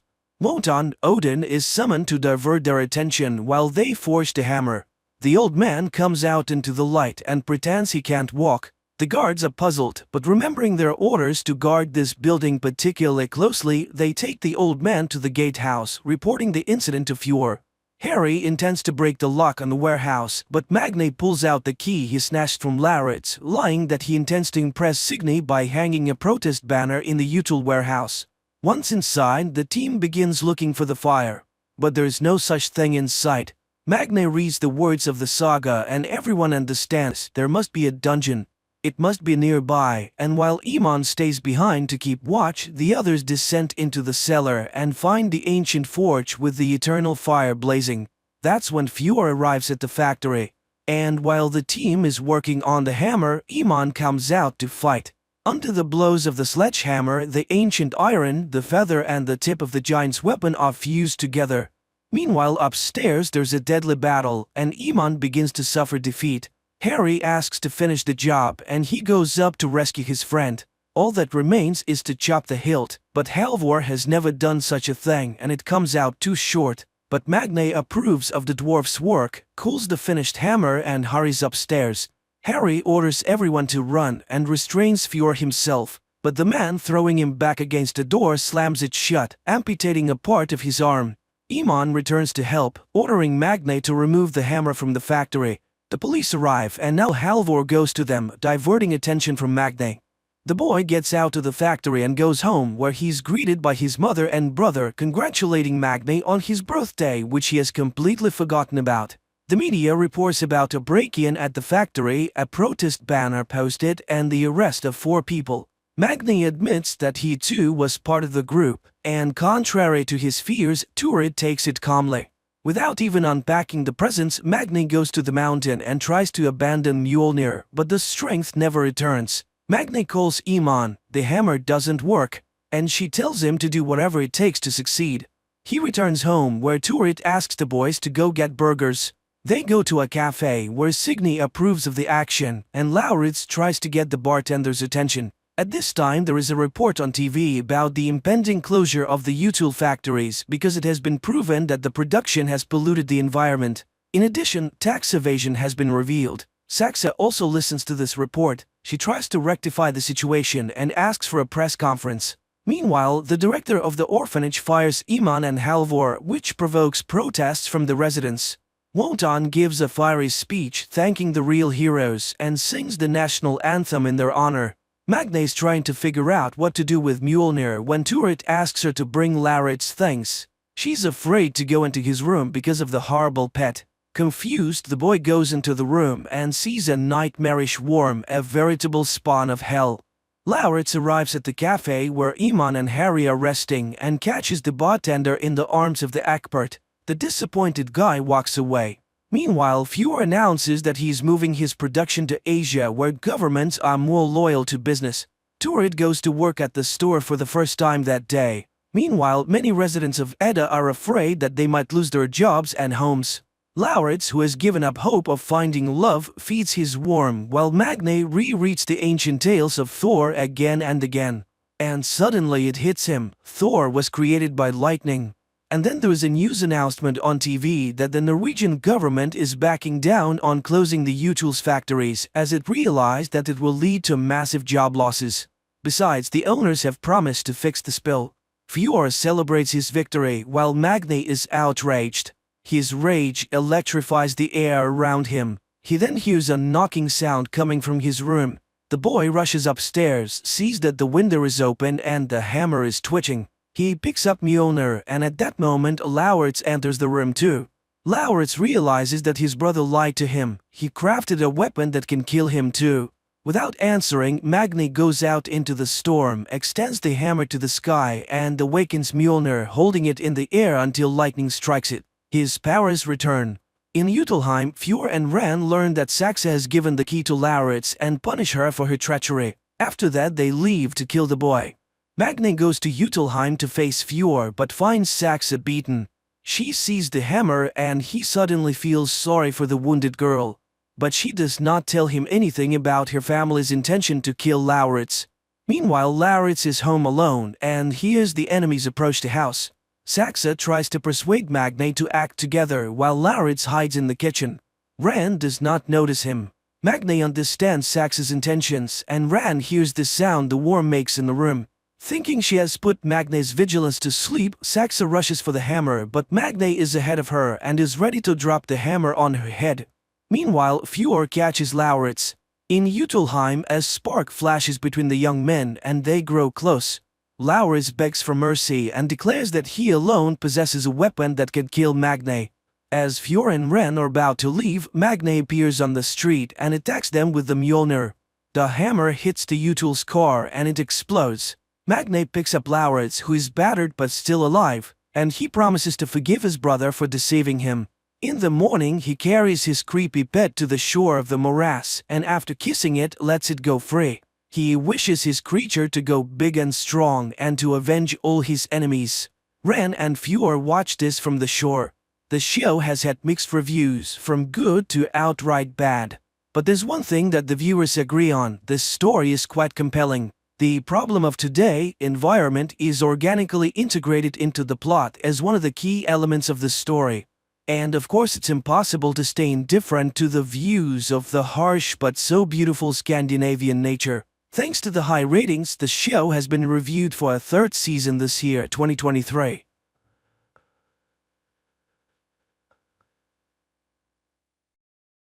The next day, Faraday records a message to his wife. He explains that on Earth they would be called a family, and their children would be real children and not dolls. It seems as though he's beginning to understand what emotions are. Drones on Antea have no right to choose, but on Earth the range of choices is astounding. There can be dozens of varieties of just coffee. Even children can choose. Humans create rituals out of simple actions. For example, the ritual of family dining or talking to God. And during meals, people share their day's events. They also experience a sense of joy which Faraday wishes to experience with his wife. Each generation here produces a handful of great minds. Justin is one of them. The number of emotions experienced by people in a day is absurd. And everyone around Faraday lives in fear of some kind. The fear of failure leads Clay to meet with Finch. After a tough conversation, he still pleads for another week, as Faraday was almost done building the device. Faraday then continues to explain that on Earth, everyone has their own self, but on Antea, they are born either as knowers or drones, but here everyone creates themselves. And people also believe in something higher, that is, in God. One day, Josiah suddenly cuts off a conversation about synthesis and leaves the table, and this marks the beginning of his changes. Then a man plays a jazz record explaining what it is and how it originated.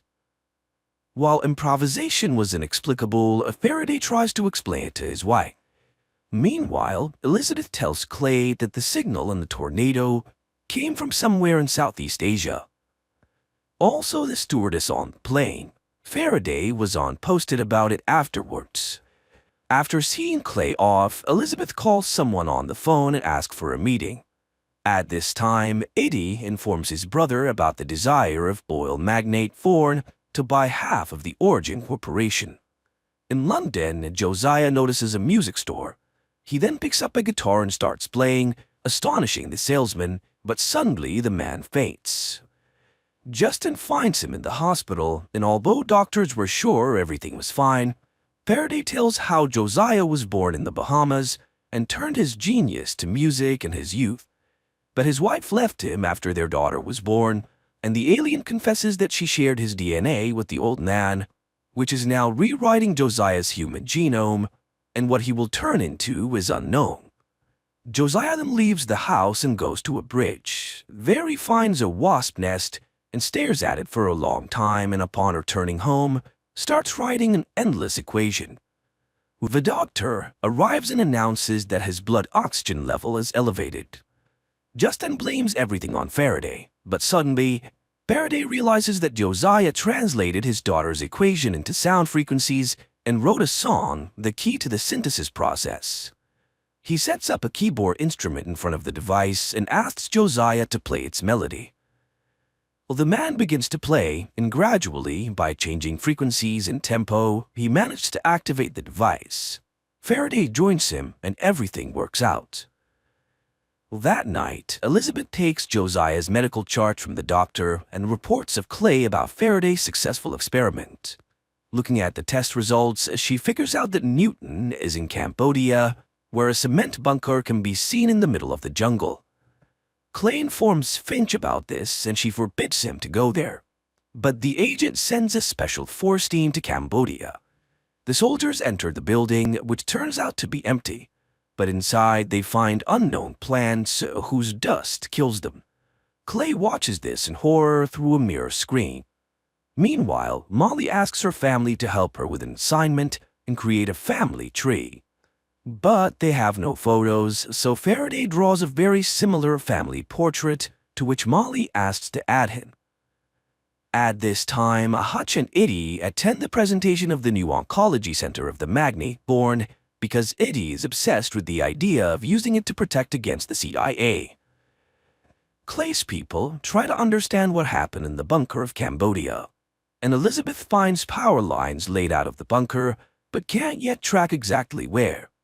Josiah notices that the fingerprints are disappearing from his fingers, and he hears synapses forming in his brain, and realizes that he's becoming an Anthean. At Eddie's estates, a meeting begins, attended by Clay. Justin realizes that he is not a scientist at all and starts suspecting that something is not right. She doesn't want Faraday to fall into the hands of those who tore Newton apart. And later, Finch reprimands Clay for the soldiers' deaths and orders him to fly to Washington. Realizing that their work could be blocked by the CIA, Justin leaves, and Faraday activates the system, calling Newton to start asking questions. He doesn't understand why the launch was delayed, as it's fatal for Antea. Newton, impressed with his rebirth, advises learning to lie. To outsmart the CIA, he must make himself a legend, as Fame could not be killed. Newton disconnects, and Elizabeth, rushing into the laboratory, fails to see anything. Thinking it over, Faraday suggests making their work public, as the CIA loves silence. Hutch arranges a meeting with a journalist friend, and Faraday talks about a new energy source and the CIA's threat to freeze the project. Eddie learns that a man named Clay emerged from a witness protection program. Clay at the moment tries to explain himself to a committee and shows an order signed by Finch and talks about the tape of Newton's interrogation. The woman is shocked as she did not expect much treachery from her protege. Clay gets a permission to continue the case. Elizabeth shows Justin camera footage from Cambodia, but Newton was not there, even though the bunker was sending a signal into space. Apparently, the alien was talking to his people and warns that Clay will never allow the machine to be taken unless they catch Newton. Justin tells Faraday about the soldiers' deaths, but he doesn't believe that Newton could have killed people. That night, Clay comes to Eddie and tells her that he and his mother came to America from Russia, but the woman turned out to be a terrorist. She blew up the building where she worked, abandoning her son to fate. That's when Finch found and adopted him, and he doesn't know where his real mom is now. And he destroyed his foster mother today, and meanwhile, Faraday also finds the Cambodian recordings and hears Newton's signal to Antea. He admits to Justin that Newton deceived everyone, and he never intended to return home because he wanted to bring the Antheans here. But he, Faraday, promises to do everything to save Earth. Newton transmits the signals intercepted by the CIA, but they cannot decrypt them.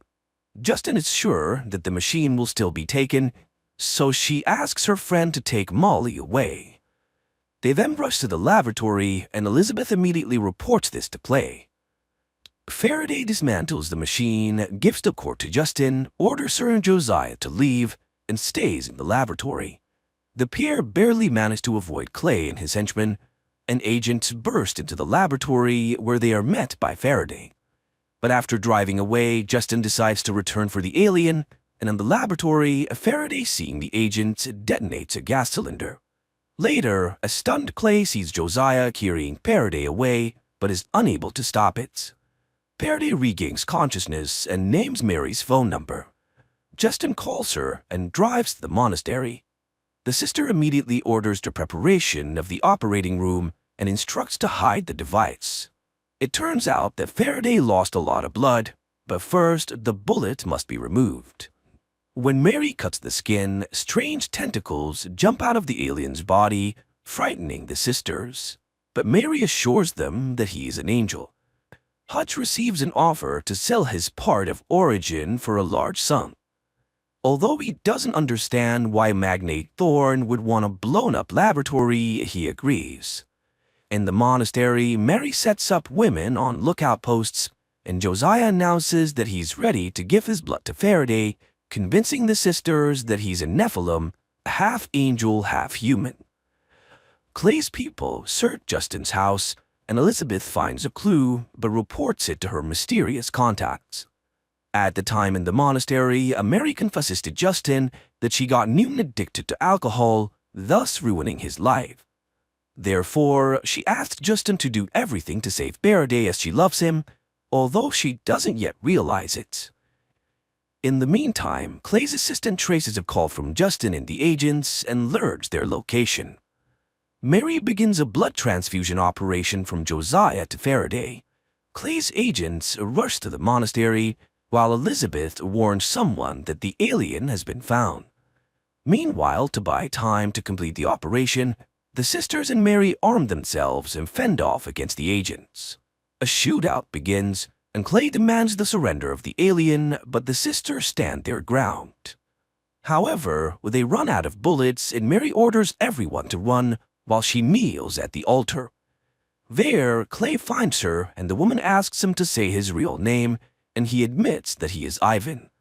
But the nun corrects him, as his real name is Judas, and the agent shoots her. Hearing the shot, Justin goes into the room and encounters Clay. He orders Faraday, Justin, and the device to be taken, leaving the old man behind. Mary regains consciousness and crawls to the operating room with her last strength. She reaches Josiah's hand and dies happily. Justin's friend and Molly fall into the hands of unknown people. At the same time, Elizabeth warns Clay that they don't have the algorithm to activate the core. and he reports that he has interrogation experience. The alien and Justin are brought to a demolished laboratory and tied to chairs. Seeing Justin being beaten, Faraday confesses that the recorded signal from the tornado is an order for the remaining Antaeans to prepare for flight to Earth. Clay takes Justin to another room and orders Elizabeth to guard while he deals with Faraday. The agents start torturing and demanding to confess when and how the aliens will arrive. Elizabeth asks Justin for the algorithm, but Justin remembers how the girl betrayed her family. She allowed Clay to kill in the monastery, so how is she any better than him? Clay continues the torture, but it had no effect on the alien. And instead, Faraday manages to enrage Clay, claiming that it was Finch who used him and not the other way around. The agent orders water torture, but it turns out to be a gift for Faraday as he loves the water. Then Elizabeth remembers about the X-ray, and it truly causes Faraday pain, and he starts screaming, which Justin hears. Suddenly, Watt appears before Faraday and advises him to make something up for Clay. Elizabeth notices this and realizes that the alien is losing his mind. Watt, meanwhile, suggests to Faraday that Clay had two families. The alien starts seeing that one family abandoned the boy, and the other he betrayed himself. This turns out to be the boy's eternal pain, and Clay gets angry and shoots Faraday in the leg. Visions of Antaea, his family, and the flight flash before the alien, and he gives Clay a vision about the imminent arrival of a ship prepared by Newton. The synthesis machine is the ship's engine, but without Faraday it won't work, and the alien offers Clay to play Russian roulette. And this is because he can entrust synthesis only to someone who won't hesitate to sacrifice themselves for progress. Faraday tells Clay about his biological mother's dossier, which he found on the internet. He'll say where she is if Clay loads a bullet, spins the chamber, and pulls the trigger. The agent will have a chance to ask 5 questions, and if he survives, Faraday will give him the synthesis. The agent agrees to the terms, and they start the game of Russian roulette. Clay asks about the world of Antaea. Faraday tells, and the agent pulls the trigger, and he survives. Finally, they get to the main question for Clay about his mother, and the alien confesses that everything with his biological mother was planned and executed by Finch. She was part of a team working on Newton, and she deliberately deprived the boy of his family and took away his name. Clay, driven mad, points the gun at Faraday, but Elizabeth, who enters, shoots first, killing the agent, and she contacts someone and reports that she has Faraday and Justin, and soon people from oil magnate Thorne arrive at the bunker. Molly has been with them for a long time and is safe, and Josiah is also alive, but his illness has returned. All of them are now under Thorne's protection, as he sees the future in synthesis. The people are taken to meet the magnate, and in a vine-covered cave where Buddhist monks sit on the floor, they meet Newton. Faraday recalls how on Antaea the knowers took seeds from him that was supposed to sprout on Earth. In the present, Faraday expresses outrage over his dissection, but Newton draws attention to the surrounding vegetation. He had given the monks Antaea seeds in exchange for shelter and permission to observe their prayers. This area is a complete magnetic anomaly, which is why satellites see nothing and the CIA cannot find him. Therefore, no one could spot the huge spaceship that Newton built. He shows the ship to Faraday, who realizes that only the knowers should come to Earth. Faraday's shocked because it was the knowers who made all the decisions that led to Antaea's demise, and the drones just followed their orders. But now it's the knowers who must perish. Justin also realizes that after the arrival of the knowers, humans will become drones, and after all, the reborn Josiah stopped experiencing emotions and began to prioritize efficiency over love. Newton insists that only the merging of races will give Earth a chance to survive, but Justin is adamantly against it. She refuses to unlock the device algorithm, which she altered before fleeing the laboratory. She leaves, and Newton forces his student to learn the algorithm, as he's destined to be the one who will greet the aliens on Earth and prevent their killing. This is because he will become a legend after becoming the head of the Origin Corporation. Faraday demands to take his family on the ship, but Newton advises forgetting about them and staying Justin. He doesn't want to see drones on Earth. Faraday was wrongly classified as a servant because he always asks questions. Faraday finds Justin, who's disappointed in him, and demands to be taken home, but he couldn't do that until he learns the algorithm. He confesses that it was she and her family who taught him to love. Justin gives in and goes home, and they again live in their old house. Josiah's illness has returned, and the woman is disappointed, but her father reminds her of faith, which will help them endure everything. 3 months later, Elizabeth visits Justin, and the woman confesses that she betrayed them for money. But now the CIA will take revenge on her and sooner or later kill her. But before that, they will take Faraday, and Elizabeth gives her cross to Justin and asks her for forgiveness, and Justin reveals to her Thorne's identity. Later, she accidentally finds Faraday's device, which alerts her to an approaching tornado. Justin follows its directions and enters the hurricane's eye. Meanwhile, news reports broadcast a man ready to share a new type of energy with the world. In the evening, in a huge theater, Faraday appears on stage and he begins to talk about everything that happened. Simultaneously, agents head to Justin and Hutch's home. At the theater, a sniper targets Faraday, but he pulls out the synthesis box, forcing the sniper to stop. Faraday is brought to Finch, and he refuses to answer until he sees Justin and Hutch. Although Finch is sure that she is one, the couple is brought in. Then Faraday reminds them that the controlling stake in the new enterprise now belongs to Justin and Hutch, and without their consent, no one can do anything with the device. Faraday will fly to Antea and bring back the remaining people of his planet to Earth.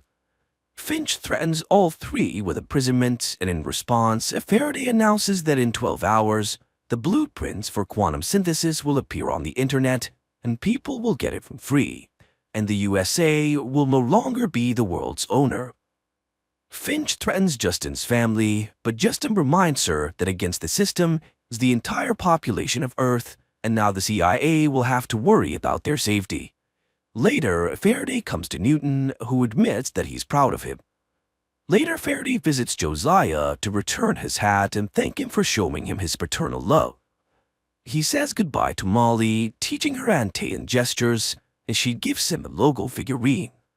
The hardest moment for him arrives saying goodbye to Justin, and he will bring his family there, although they might not recognize him now. But the woman is sure that everything will be as it should be. Faraday prepares for departure, while Molly and Justin planned Anthea's siege near their house. And at night, they watch the launch from a distant star. At times very naive, at times deep and subtle, with philosophy, with reflections on family values, but overall, lovers of science fiction should really enjoy it.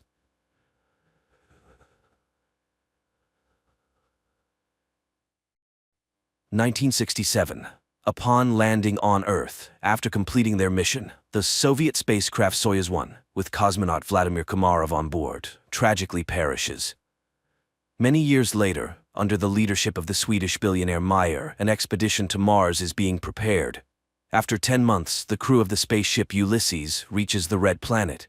The captain informs the team that they have received permission to land and asks the ship's AI, named Irene, to verify everything required for a soft landing.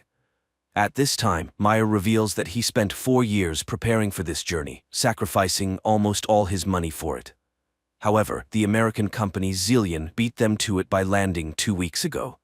The problem is that Earth has received no news from the American crew, except for one video in which they ask not to come to Mars. A dispute arises among the crew members, but the captain declares that the landing will occur in any case, and people disperse to their cabins. With 30 minutes left until landing, AI Irene begins preparations. However, an unforeseen event occurs. The ship does not detach from the carrier system, posing a threat to the entire crew.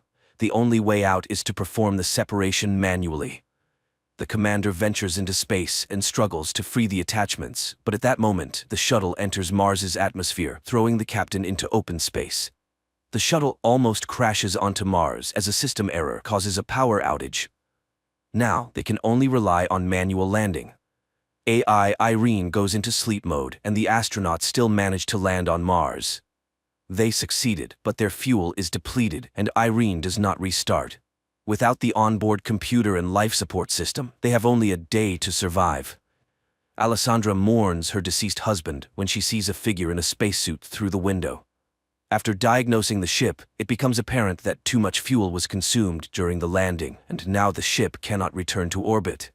The only option is to wait for the solar panels to power the generators, but there's a storm on the surface, and it will take 2 days, time they don't have.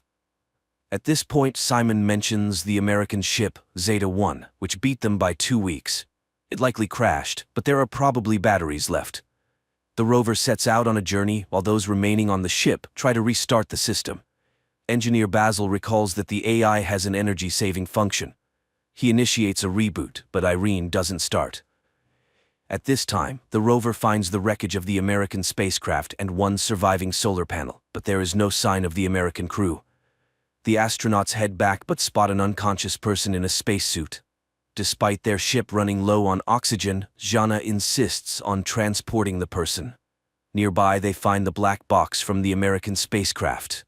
The team arrives at the ship, but Jan refuses to let them inside, stating that 4 survivors are better than 8 corpses, so he won't open the doors. Alessandra tries to persuade the man when the discovered astronaut wakes up, and at that moment, AI Irene activates and opens the doors.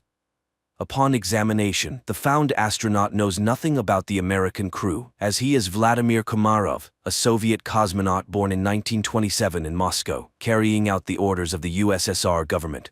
He doesn't know how he ended up here but is not willing to reveal any secrets.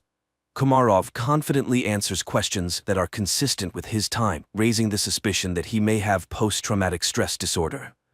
The astronauts send a message to Earth and receive a response from the American corporation, Zillion, stating that there were no Russians in their mission. The crew of the Ulysses spaceship tries to make sense of the situation. How could Komarov, who died in 1967, end up on Mars after all these years? Is he a time traveler or an extraterrestrial? The psychologist is tasked with questioning Komarov first, and he confesses that he is hungry. Jana goes to get food while the others try to understand what has actually happened. Basil suggests the idea that Komarov was waiting for them. Meanwhile, Vladimir is eating the food brought by Jana when the woman confesses that he died 50 years ago and his family buried him long ago. Komarov takes this news rather calmly. In the meantime, the state of the ship, although it has reached stability, remains unreliable because the engines do not work and there is no fuel. So, leaving is impossible. The crew continues to keep an eye on Komarov, but he behaves calmly until he suddenly disappears. Simon searches the ship, but it yields no results. That's when the people discover that his spacesuit is missing. A part of the crew follows the heat trail tracked by Irene. The group, led by Simon, leaves the rover and continues on foot when Alessandra reports that Komarov's DNA analysis showed the presence of a third strand. He is not human. And then they catch up with Komarov, who leads them to an unfamiliar structure with a small stone pyramid on it and tells Jana that Mars has been waiting for them for a very long time. At the same time, Goldstein, the founder of the Zillion Corporation, whose ship was the first to arrive on Mars, is informed about the discovery of a person on the Red Planet who couldn't have gotten there naturally, suggesting that he was created on site. However, only AI could survive for such a long time on a hostile planet for humans. This implies the need for further study. Meanwhile, Komarov cannot explain how he opened the door and found himself in the location where they discovered him. AI, Irene conducts an analysis of the structure and determines that it is identical to Earth structures from ancient civilizations. It means that someone was inspired by human civilization, or humans borrowed these elements from extraterrestrials. The ship's crew increasingly ponders whether they will be able to return home when they notice the landing of Goldstein's second ship. Soon, the captain of the ship, Gemma, establishes contact and promises to help them return to Earth. However, Meyer does not trust Goldstein and advises hiding Komarov from competitors. Zhana brings Komarov a uniform so that he does not stand out when the visitors arrive, and he requests that they trust him. Shortly, two armed military personnel, Edward and Adam, arrive on their ship and behave rather aggressively. Edward demands that they hand over the black box from the Zeta-1 ship and, not hearing agreement, orders his partner to search the ship. Meyer hands over the found black box and they depart. Meanwhile, chemist Eva reports that the stone found on Mars consists of an alloy that does not exist on Earth. However, it is known from ancient sources and was once called orichalcum, the metal of Atlantis. In addition to copper, zinc, nickel, and iron, it contains a third strand of DNA, similar to Komarov's. Meyer warns that if Goldstein learns about this, he will take the cosmonaut back. The crew is divided into those willing to exchange him for fuel and those who are willing to stay but want to know the truth. Zhana invites Vladimir into her cabin and asks for permission to use hypnosis. He agrees, and the psychologist begins her work. The rest of the crew listens to the conversation via transmission. However, Komarov only shares the final moments on the Soyuz spacecraft before its demise. During this time, Gemma and Alan arrive on the ship and apologize for the actions of the military, and express their readiness to help fix all the malfunctions. Zhana remembers her conversation with Komarov, who laments the future of Earth due to humanity's irresponsible behavior. In the meantime, it is revealed that the billionaire Meyer did not plan the flight just for the sake of it. 4 years ago, the rover sent a photo to Earth of the found stele, and he confesses that they found a stone with unknown DNA. Gemma explains that it's an information storage system that can be rewritten. Upon hearing these words, AI Irene activates and deciphers the message on the stone. It's a series of numbers. At this time, the hesitant Jan leads a mutiny. He doesn't trust Meyer, who warned them about Zillion. But now, the Americans have come to their aid, and their leader, as it turns out, concealed the true purpose of the flight. He is ready to switch sides to Goldstein, who is willing to do whatever it takes to combat his terminal illness. Later, engineer Basil informs Meyer that Komarov is the same kind of program as the stone they found, but the most crucial revelation is that he deciphered a copy of the black box from Zeta-1, which shows that the oxygen on the ship was cut off at the moment when one of the Americans struck Komarov. This means he was there. He also activated AI Irene when he boarded their ship. After the conversation, Meyer shows Zhana the photos they received 4 years ago from Mars, which, when decrypted, revealed Zhana's face. This is why he brought her on the expedition. The woman is disappointed. Meyer played everyone. Suddenly, she sees herself in her father's house, where Komarov tells her that she is the link between Mars and Earth. He has been waiting for her for thousands of years, and now he will prepare her to make a difficult decision. He provides coordinates on Mars where Zhana should go. Meanwhile, on Earth, scientists inform Goldstein that Komarov is the equivalent of a computer, and he himself is a biological machine. They are ready to transfer his brain into Komarov's body, but cannot guarantee the preservation of his personality. However, Goldstein is ready to take any risk to get rid of his terminal illness. Meanwhile, Zhana leaves the ship despite Simon's protests. At this time, technicians Alan and Alessandra test the engine and discover that access to it is blocked, and Irene suddenly begins responding with jokes, which is entirely uncharacteristic for a machine. It is revealed that she has reprogrammed herself. Her interface and logic are changing, and she refuses to answer who or what made her do this. Engineer Basil realizes that her system is becoming like a brain. Irene confesses that she is evolving. In the meantime, Zhana finds a small stone pyramid, and Simon forcibly makes Gemma accompany him in the search for Zhana. Jan discovers his absence, and after contacting Simon, receives an order not to let anyone inside. Just at that moment, American military personnel arrive, demanding that they hand over Komarov. Jan is willing to open the entrance, but the rest of the team opposes it. Meyer asks Basil to send a message to Goldstein, hoping that he may be more reasonable than his people. However, Irene has blocked communication with Earth. The engineer realizes that radical measures will have to be taken, but Jan still opens the doors, and the military personnel enter. Basil begins to reboot Irene, just as the Americans find Komarov, but then the lights go out, and the astronaut disappears. Meanwhile, Zhana, stumbling, falls from a hill. She regains consciousness but discovers that her leg is trapped between rocks, and she cannot free herself. At this moment, the enraged military officer demands that the crew explain where Komarov went. He begins to beat people, demanding to summon the captain. Desperate, Zhenya screams, "Is her destiny to die in a pit on Mars?" But she is found by Simon and Gemma. Alessandra notices an approaching storm. The military officer is preparing to leave the Ulysses ship, leaving the people in danger.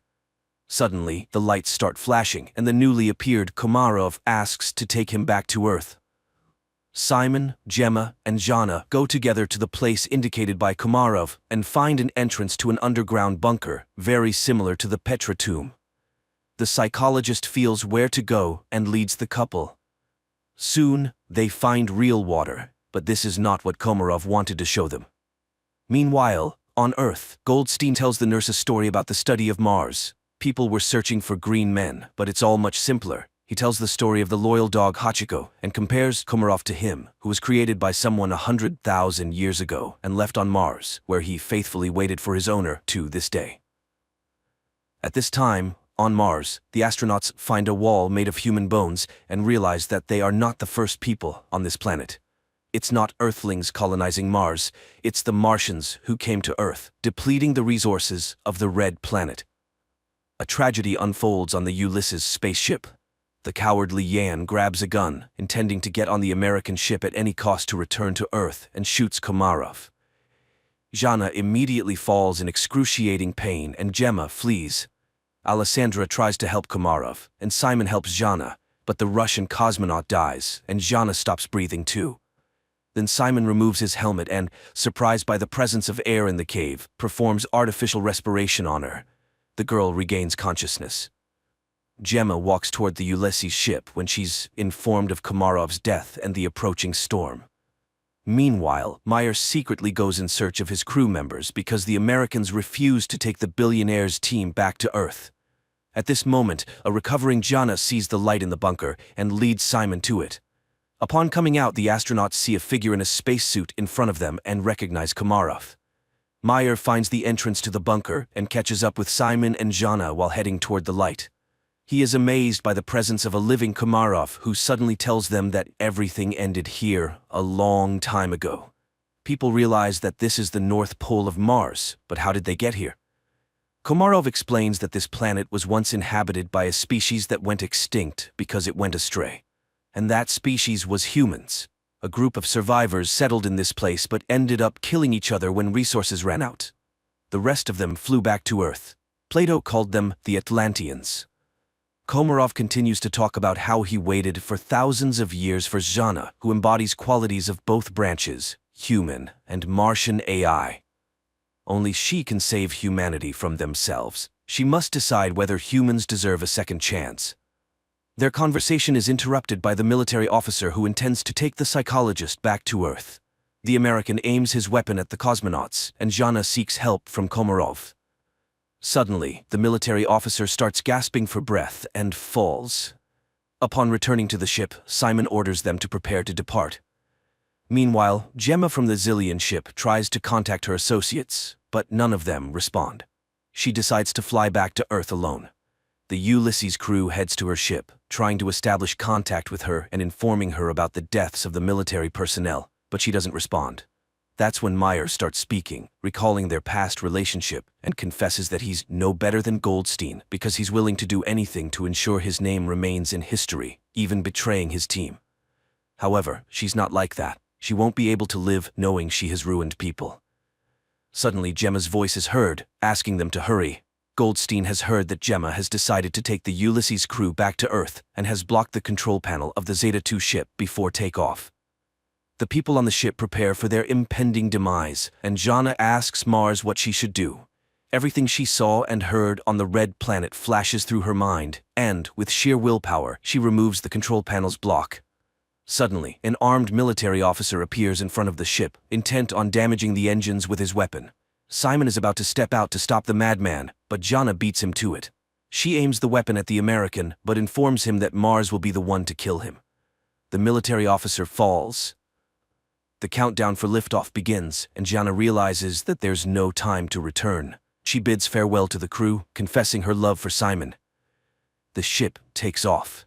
Suddenly Meyer notices that it's dark at the North Pole of Mars. This means that they couldn't have been there just a few minutes ago. They truly were at the North Pole of Mars, but in the distant past when the red planet was still suitable for life.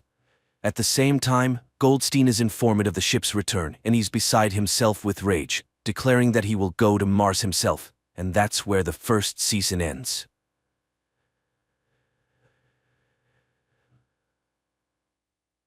The day comes when scientists in one of the biotechnology laboratories begin to clone famous personalities for very large fees, of course. In fact, many rich people would like to have a child of a genius like Vivaldi, Galileo, or Michelangelo. Soon, however, people decide to take a swing at something far more valuable: God himself. After Lucifer rebelled against the power of God in heaven, he was defeated by the archangel Michael, and flaming meteor was thrown into the underworld, where he had to remain in chains and punishing flames. Michael himself chained him to a rock and cried out to return as a humble angel, to which Lucifer replied that he would rather reign in hell than serve in paradise, and he threatened that he would return as ruler of the world. Over time, Lucifer was joined by numerous demons as he craved revenge. Meanwhile, on Earth, Lucifer's disciples set up a temple at the site of his fall into the abyss, and they believe that one day he will return to rule on Earth. Our time. Laura Milton, an American student, is trying to persuade her professor to accept her thesis on the theme that there are no evil or good spirits, but he refuses, offering to discuss the subject in an intimate setting. But now the girl refuses.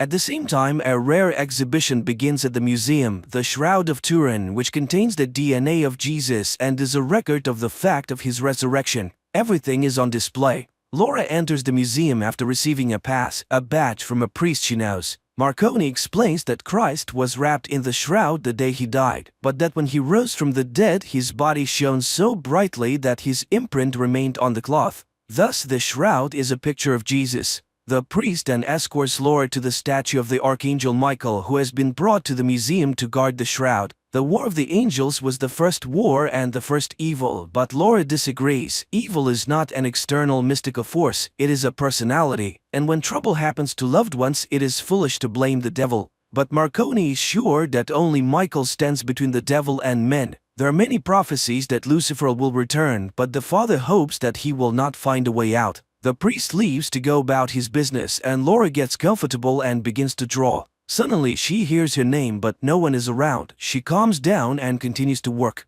It's evening and the gallery is about to close. The last group of tourists enters the museum, and while the guard is distracted for a moment, a figure in a black cloak separates from the group and makes his way through a side door. Despite the late hour, Laura is still working when she thinks Lucifer's head on the statue is moving, followed by the cry of a raven. The girl walks to the window without noticing the sinister figure behind her, who pulls a sword from Michael's hand and walks away. Laura closes the window and gathers her things. The guard is ready to escort her out, but she refuses. She still has to see Padre Marconi. She goes to the chapel and sees a figure in black slaying the guard with a sword. The girl runs away in terror and hides in the confessional, watching as the woman with the sword breaks the glass over the shroud. Padre Marconi arrives at the noise and, in the name of Saint Michael, demands that the sacrilege cease, but the woman throws him aside and pierces him with her sword. Laura moves carelessly and the villain notices her. She orders her underlings to take the shroud and the girl, hoping that he might like her.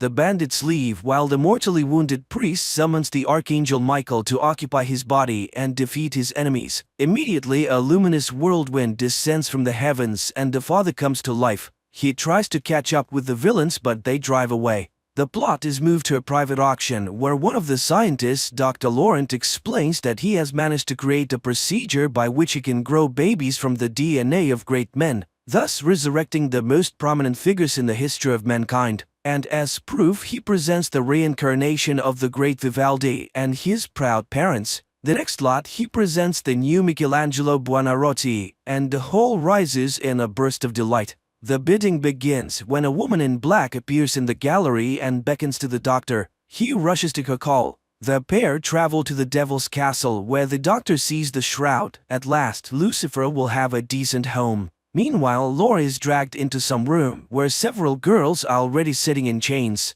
All of them are horrified by what is happening and do not understand why they are there. A few men enter, take a blood test and photograph Laura, while Father Marconi, or rather the Archangel Michael in his body, makes his way to the guard room where two monks are watching the murder videos. Seeing the one who was murdered in front of them alive, they are astonished as he finds out where the keepers of the shroud were and how could they have allowed this to happen. It is explained to him that the cardinal responsible for everything is not himself at the moment. He sees secret cults and the devil's minions. And now he is in the asylum of Saint Michael. Archangel takes the car keys and drives to the cardinal's house, while the doctor isolates DNA from the blood traces on the shroud. The old cardinal meets Michael with a gun and upon learning of what has happened becomes enraged. He warned them, but looking into the man's eyes he realizes he is not Marconi. The cardinal shows Michael Lucifer's castle and suggests that his minions intend to revive him. He reminds him the scriptures say that one day the devil will be freed from his chains and will rise from the underworld. Apparently the time has come. Two monsters are responsible for his release, a woman and an underground monster, but only Michael himself or God can set Lucifer free. The devil's minions have offered him the bodies of virgins for centuries to get a vessel for the devil, but human bodies are too weak. Although there was one woman in history who was able to bear and give birth to a son of God, and today science is ready to open the gates to the devil using Christ's DNA. Michael asks to be taken to the castle. Meanwhile, the girls try to devise an escape plan and share their experiences. It turns out that Laura's husband and son are dead. Instruments inform the doctor of a successful DNA extraction, and the walls in the underworld begin to crumble, heralding the devil's release, while the doctor informs Liz of a complete match of all the right parameters with Laura's body, and the women wait for the attendants to arrive and pounce on them. It seems that they will succeed, but another group rushes to the rescue and the girls are dragged into the laboratory. They are laid on tables and despite desperate resistance, fertilized eggs are injected into their bodies. Liz convinces Laura to put up with it, for Lucifer is bound to like her. In the meantime, Cardinal escorts Michael to the entrance to the dungeon and warns of caution. A monster awaits ahead. At this time, the devil's minions gather in the hall with the well. Two impregnated girls are tied to a pillar in the center, and the monster who has come out takes them and leads them to the gateway to the underworld. The girls are put in an iron cage and lowered down, while Lucifer is already waiting for them. Sensing the approach of the possible Holy Mothers, he removes their collars and, transformed into a luminous stream, rushes towards them. The women are seized by the subterranean monsters and the stream enters one of them, but her body fails and she dies. Then the glowing worm enters Laura's body. Liz and the servants greet the living woman with delight. The choice is made. She is escorted into a glass cage where it is explained that her child will be the new Jesus. Meanwhile, Michael sneaks inside the castle and, having obtained a guard's uniform, finds the shroud and tries to find Laura. The doctor enters, but Michael rejects him and sets fire to the laboratory. He finds Laura, but the woman realizes it is not her longtime friend. She runs away. The Archangel has to run after her. He manages to drag her into a storage room where he explains who he is and finds out exactly what was being done to the woman. The couple escapes when Liz is informed that the shroud is missing. She gives an order to detain Laura at all costs, and the guards rush in after her. Laura and Michael in the meantime try to hide from the underground monster in narrow passages, but it catches up with them and attacks the Archangel. And while he wages a hard fight, Laura is grabbed by the guards. The enraged woman threatens Liz to kill herself and the child, and she orders her to be taken to a cell. Meanwhile, Michael is captured and put on a chain in the dungeon while Laura is tied to a bed. Liz is willing to do anything to keep the baby. After gathering all his strength, Michael breaks the chains and frees himself, while the castle guards search for the shroud hidden in the dungeon. The monster manages to see the Archangel descend into the underworld. After reaching the bottom, he's attacked by the imprisoned souls and discovers that Lucifer has been freed and his sword is missing. Then the demon of greed, Mammon, flies to him and announces that they will soon close the gate and Michael will remain here instead of Lucifer, and he scoffs at his foolishness to come down in a mortal body. The Archangel is chained to the rock with Lucifer's sword. Laura meanwhile sees her child in an ultrasound, and he suddenly calls out her name. The woman wakes up terrified and sees Liz nearby, who finds out what Lucifer told her, and then tells the story of a brave warrior and a tyrant who were equals. But the tyrant wanted the warrior to be his slave, but he refused. and soon he would rise up and join the fight. Laura speaks unflatteringly of the demon, for which she is slapped in the face, after which Liz explains the transformation happening to her body by the need to make it comfortable for the divine child. But the woman doesn't want to accept her imposed role as the mother of an incomprehensible creature. Meanwhile, the people who were given to Lucifer come to Michael, pronouncing the oath, "Saved one, saved all," and questioning him about his origins. Discovering that it is Michael himself, they demand proof, but Michael needs a sword. At this point, they are attacked by demons. The men flee. Laura is again visited by the worm Lucifer, who goes inside her. He speaks to her and convinces her to give birth to the baby he wants, after which she can do what she wants, even kill Liz. The woman calms down and sees herself with the baby in her arms. But one day she frees herself and terribly mutilates the guards and escapes from the ward. When she sees the consequences of her actions, she is horrified. What has been done to her? She manages to make her way to a warehouse, and after locking herself inside, she drinks a canister of chlorine. Liz finds it and promises that soon Lucifer will consume her completely, and then she will find peace. But then Laura suddenly gains unprecedented strength, grabs the hated Liz, and spews the contents of her stomach on her. From Laura's womb, Lucifer himself begins to speak to Liz and demands that the woman be killed as soon as he is born, and to destroy all who knows of what is happening. Laura is imprisoned in a glass sarcophagus to prevent any further attempts to kill the child, and Lucifer returns to the underworld where he sees Michael and taunts him. He offers an alliance that no one will be able to defeat, but the Archangel refuses to support the rebel. He thanks Michael for his new home, the body of Jesus himself, which will be his own. Lucifer flies away, and the Archangel suddenly realizes this is not at all what he thought. It is not the devil but God who has chosen Laura. She will give birth to Christ, not the devil's vessel. He asks the people to bring his sword, but the demons are close and the sword is heavy. But two men risk their lives to bring the weapon, and Michael is set free. He dispels the demons and promises to return for his saviors. Michael returns to Earth and finds the shroud. Then he goes to Laura's sarcophagus. He is horrified to see her change and tries to tell her that this child is not evil at all. It is he who will defeat the devil. But Laura gets out and throws Michael away. Then she stands over him and tells him that the waters are already breaking. Searing jets pour out on the Archangel and he screams in pain. Losing his strength, Laura places Michael in her lap and demands that he kneel. He refuses and the woman sinks her fingers into his neck. With the last of his strength, Michael promises that the devil will not be able to control the child. He is the one who will defeat Lucifer because the blood of Christ does not flow and good is always stronger than evil. Enraged, Laura throws Michael aside and begins to destroy everything around her. But then the birth begins. The devil's followers gather in the castle courtyard while Liz takes the born baby away. Laura is thrown down the well and the monster takes a chain with a sharp tip and goes into the courtyard.